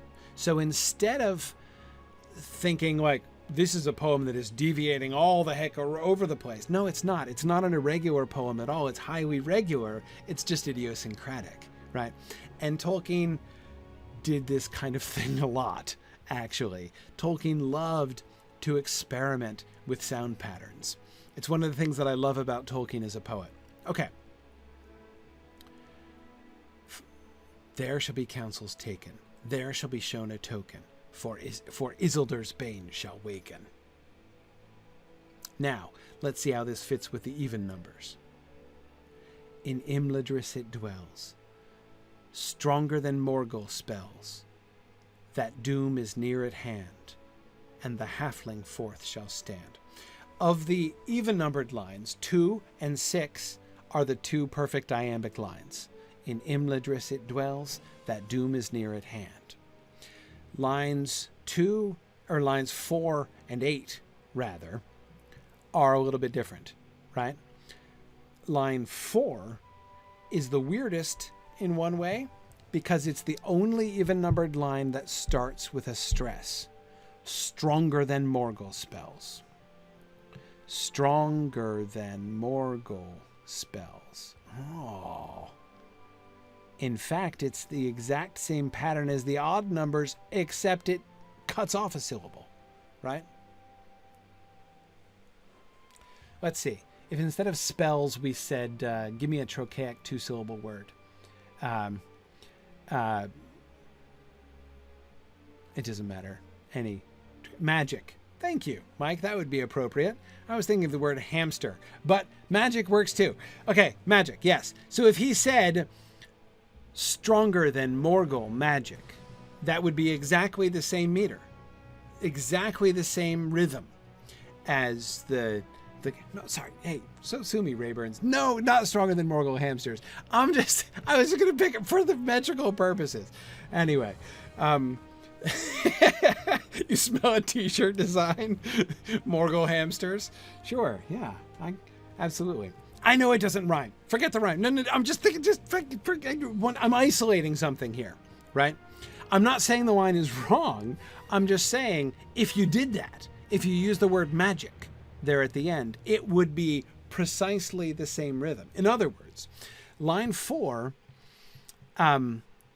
echoes the odd-numbered rhythm much more closely than the other lines 2 and 6 are perfect iambs, which the other lines are not at all. In fact, there's not a single iambic foot in any of the odd. I mean, you could say, you could argue that for Isildur, for is an iambic foot, I guess, if you want to. But again, I don't think that the line works that way. The pattern is just different. Anyway, so okay. So there's not a single. I will stand by the statement that there's not a single iambic foot anywhere in the odd lines of this poem. Yet we have the 2 perfectly iambic full lines, trimeter lines, in lines 2 and 6. So the fact that line 4 there in the middle so strongly echoes the odd line rhythm, but doesn't exactly approximate it. Spells instead of magic, right? So it shortens it, right? It cuts it off. How about the last line? How about 8?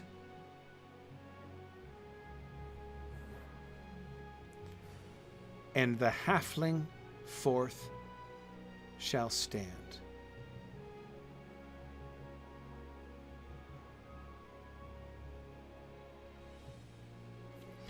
Just like line 7. It's just one extra foot. If you take out the and, ignore the and. The halfling fourth shall stand is a perfect iambic line, exactly like in Imladris it dwells. In Imladris it dwells, that doom is near at hand. The halfling fourth shall stand. Exactly the same. Exactly the same, right? So both of the last 2 lines take the dominant rhythm of their line set, and they add the stress at the beginning, the extra syllable at the beginning. For Isildur's bane shall waken, and the halfling fourth shall stand. Yes. Yes. Okay. Yes.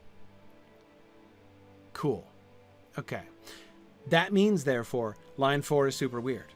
Not super weird in the whole context of the poem. It's almost exactly like the odd lines, the rhythm of the odd lines.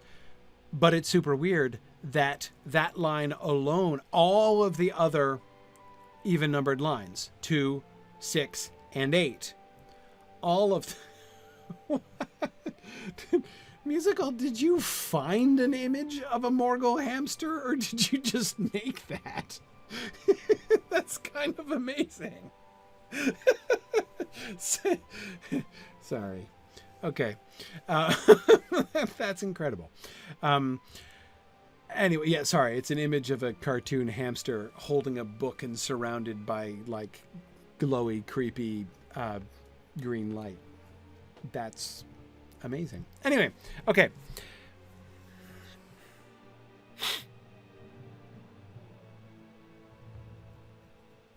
I'm trying to figure out line 4.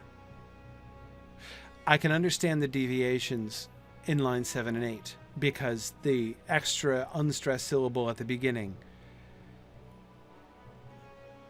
emphasizes it, right? There shall be shown a token that doom is near at hand, for Isildur's bane shall waken, and the halfling fourth shall stand. Awesome.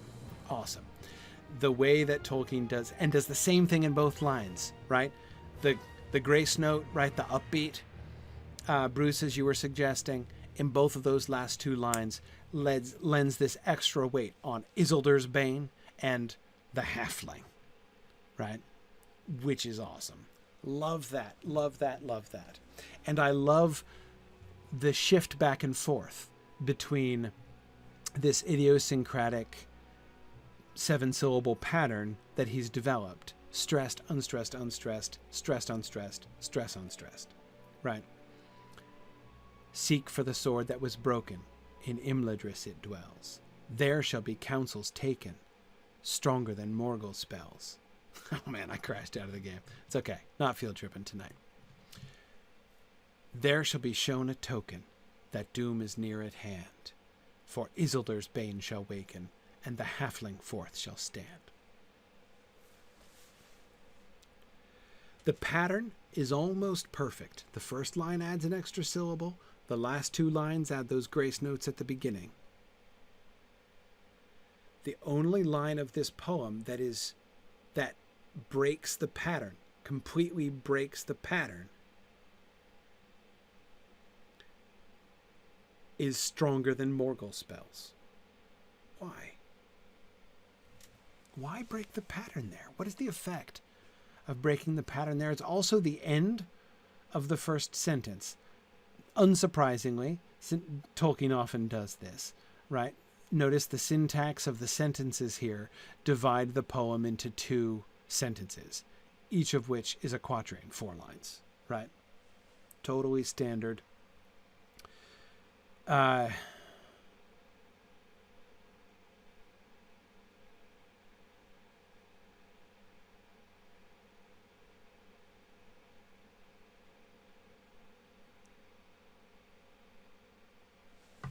Here's the other thing.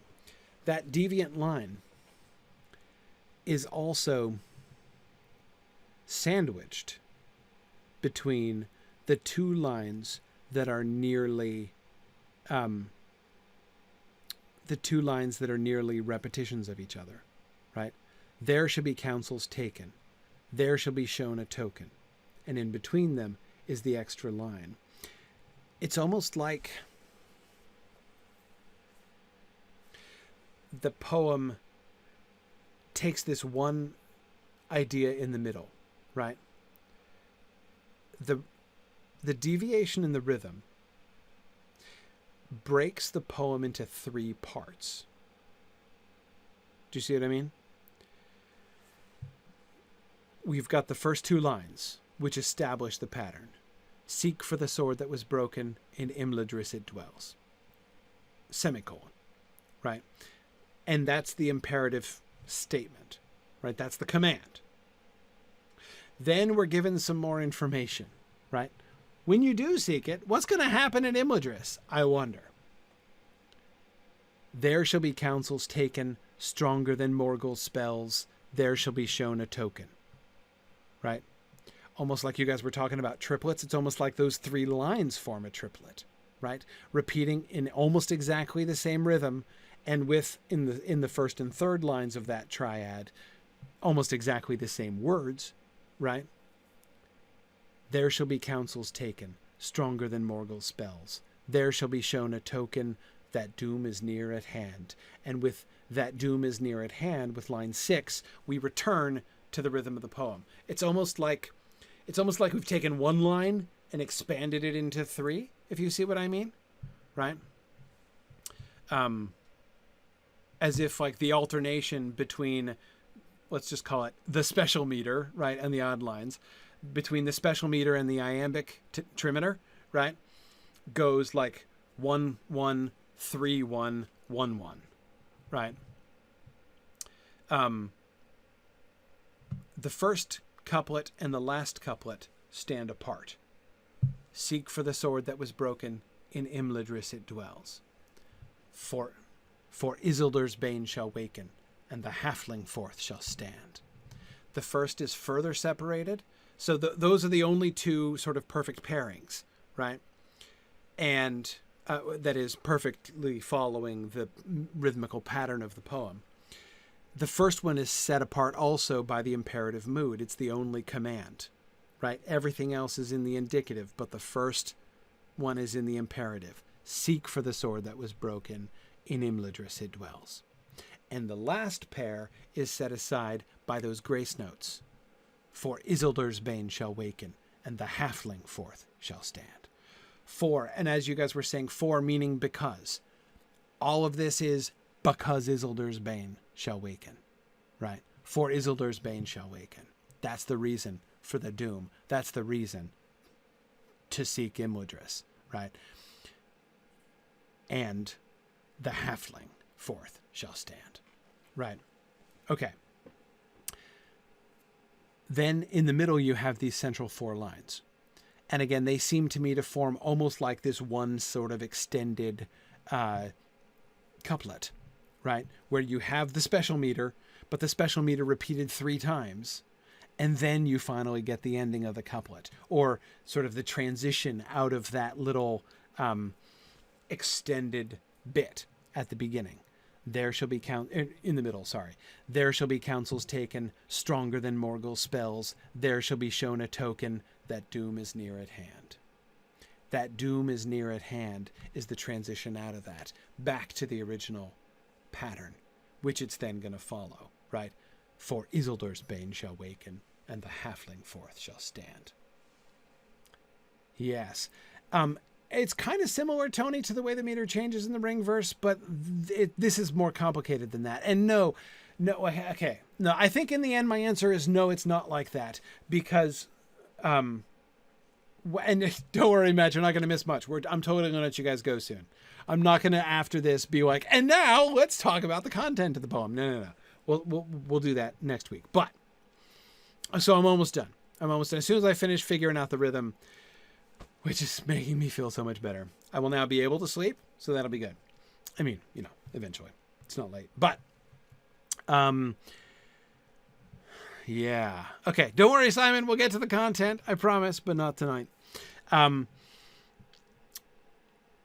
Yeah, that doom is near at hand, again, is that transition.